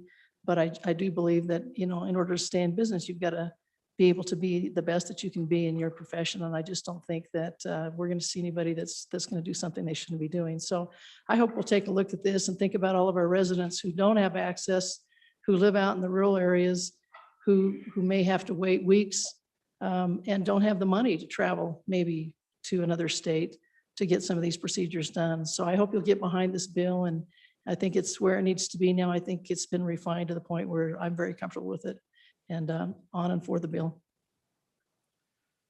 Senator Bouchard. Thank you, Mr. Chairman. The first time this bill came, I think it was my first year, and the bill was written significantly different. And I even questioned a lot of the way it was written. And what really happened is they came in and started listening to, I mean, they were actually listening to the other side. And we have one side that won't listen to the other side. That's kind of happens when you start putting these fences up. Every time we get one of these bills in health and labor, it seems there's a fence up. But the YAG laser procedure, if you look at it, it's really engineered into the equipment. I mean, we're almost envisioning like someone has a laser in their hand and they're performing a surgery. That's not what's going on here. It's a specialized piece of equipment. Matter of fact, some of that's almost used when you put they use lasers to look in your eye, even things that if you look at that machine, you put your chin in the chin strap and you're looking, and they can swing that machine. Really, it's not invasive like what we're being told. It's actually a simple procedure. It's a protein buildup that's in there. There's a clinic here that has people that are trained, that have went to college, that can go to other states and work. They just can't do it here. That's simply what's going on. That's very simply it. They can go work somewhere else. They can't work here. And they've chose to live here and work here. And we're saying, we don't care. So that's all this bill is, to equipment that's being used. And in fact, some of these other things that you see on here, there is one clinic here that they're on call for emergency room. It's not the other guys that the ones that lobby against this bill. It's not them. Because when somebody gets something in their eye, they got to get it out now. And believe it or not, taking that little instrument in their hand and picking it out of their eye is considered a procedure. This bill fixes that. I mean, I know if I can tell you this, I know this for a fact. We had a House rep, actually, I'm not supposed to say the House, the other side of the aisle, we had a rep over there on a Friday, and he wasn't planning on going back home, but his eye was all red. He had something in it. And in this same clinic that I'm talking about, that's where we took him. And he had a little piece of something in his eye, and they had to get it out. And that solved this problem. This bill fixes that so things like that can happen. It's no scary monsters in this bill. Senator Dockstader. Thank you, Mr. Chairman. I took the opportunity to visit with my optometrist in my area and actually discuss what this does. And this is long overdue. We got 22 other states out there, north, south, east, west. Everybody is already doing this. What you do, if you lock it in so they can't, then if I got a problem, I got to travel to 2 other states out west to try to get help. But if you pass this bill, I can turn to my local healthcare providers and have in a place where I know these people personally, I can have almost instantaneous help. This is long overdue. Let's get this bill passed on and for House Bill 39. Question, good job. Question being called. All those in favor of Senator Driscoll's motion that when the committee of the whole rises to report it, do so with a favorable recommendation on House Bill 39, please say aye. Aye. Those against, no. House Bill 39 has passed the committee of the whole. Senator Driscoll. Mr. Chairman, I move the committee of the whole rise and report. Yeah.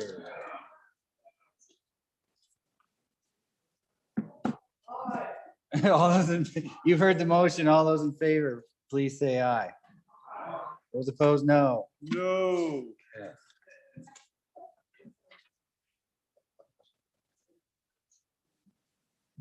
You.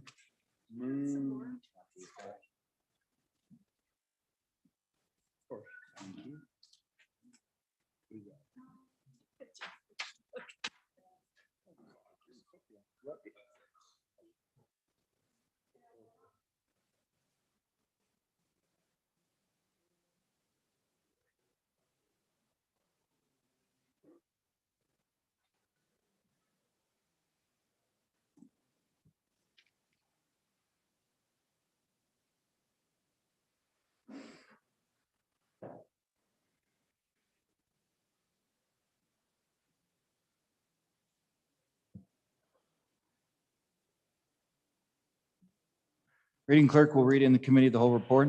Mr. President, your committee of the whole, having had under considerations bills on general file, begs leave to report as follows. House Bill 148 do pass. House Bill 150 laid back on general file. House Bill 109 engrossed do pass. House Bill 14 engrossed do pass. House Bill 21 do pass. House Bill 122 engrossed do pass. House Bill 52 engrossed do pass amended. House Bill 22 engrossed do pass. House Bill 39 do pass. Senator Beitman, Chairman. Senator Beitman. Mr. President, I move for adoption of the committee of the whole report. You've heard the motion. All in favor, say aye. Those opposed, nay. Committee of the whole report adopted.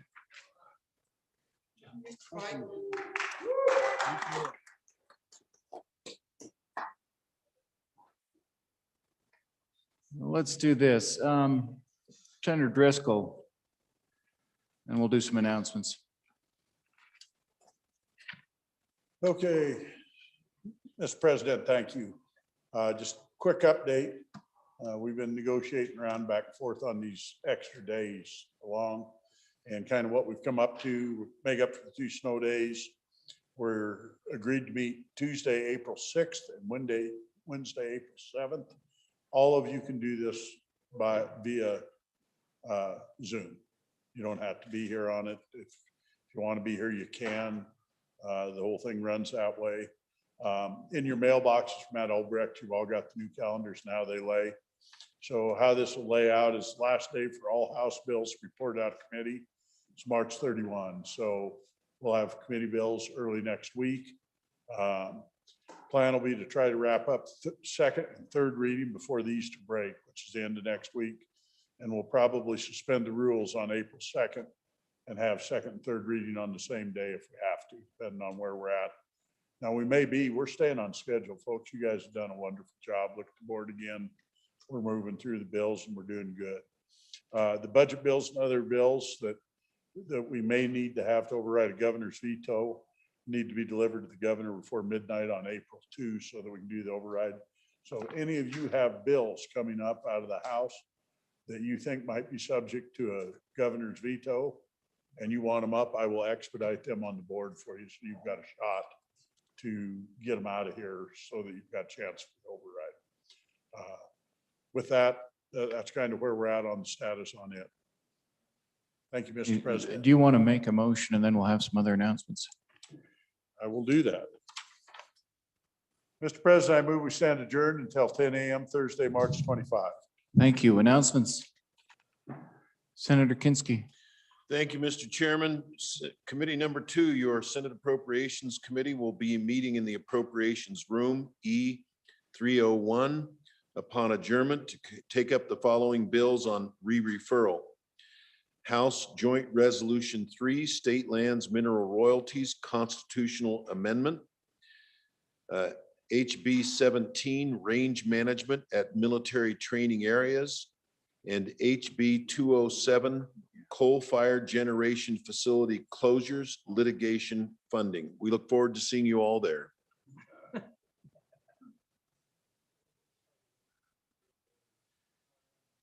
Senator Ellis. Thank you, Mr. President. Committee number 6, Travel, Recreation, Wildlife, and Cultural Resources will meet tomorrow, Thursday, March 25th at 8 a.m. in Capitol Extension Room W2 and online to hear House Bill 95, Game Roadkill, and House Bill 115, Big or Trophy Game Animal Minimum Hunting Age. Thank you, Senator Landon. Thank you, Mr. President. Your Transportation Committee will meet in about 10, 15 minutes down in W2 to take up House Bill 144, Electric Vehicle Fee Updates, House Bill 19, Engrossed Antique Motor Vehicles. Again, that's downstairs in room W2. Thank you, Senator Driscoll. Thank you, Mr. President. Committee number 7, Corporations, Election, Political Subdivisions will actually meet twice tomorrow. First time at 8 a.m., Capitol Room 110, to take up House Bill, continuation of House Bill 38, Community Behavioral Health Priority Population, House Bill 198, University Water System, House Bill 75, Voter Identification, and if time permits, House Bill 163, Federal Congressional Elections Residency Requirements, House Bill 187, Elected Official Residency Requirement. And upon adjournment, the Corporations Committee will, and room 110 will take up House Bill 197, Connect Wyoming Programs Federal Funding, House Bill 65, Political Subdivisions Deposits, House Bill 138, Tax. House Bill 138 has been scratched. House Journal 11, State Sovereignty Impacted by Local Actions, and if time permits, House Bill 156, Alcohol Beverage Permits, House Journal 9, Local Government Investment. Thank you. If there are no further announcements, I'll just note for the body that state of Wyoming is, if you've been keeping up with the announcements coming out of the main office downstairs, we're going to be involved in some legal matters. So I've obtained the copy of the lawsuit and the news release that went out with that for your reading pleasure tonight. All right. Okay. With that, no further announcements. You've heard the motion. All those in favor say aye. Aye. Those opposed, nay. Senate will stand adjourned until 10 a.m. tomorrow, March 20.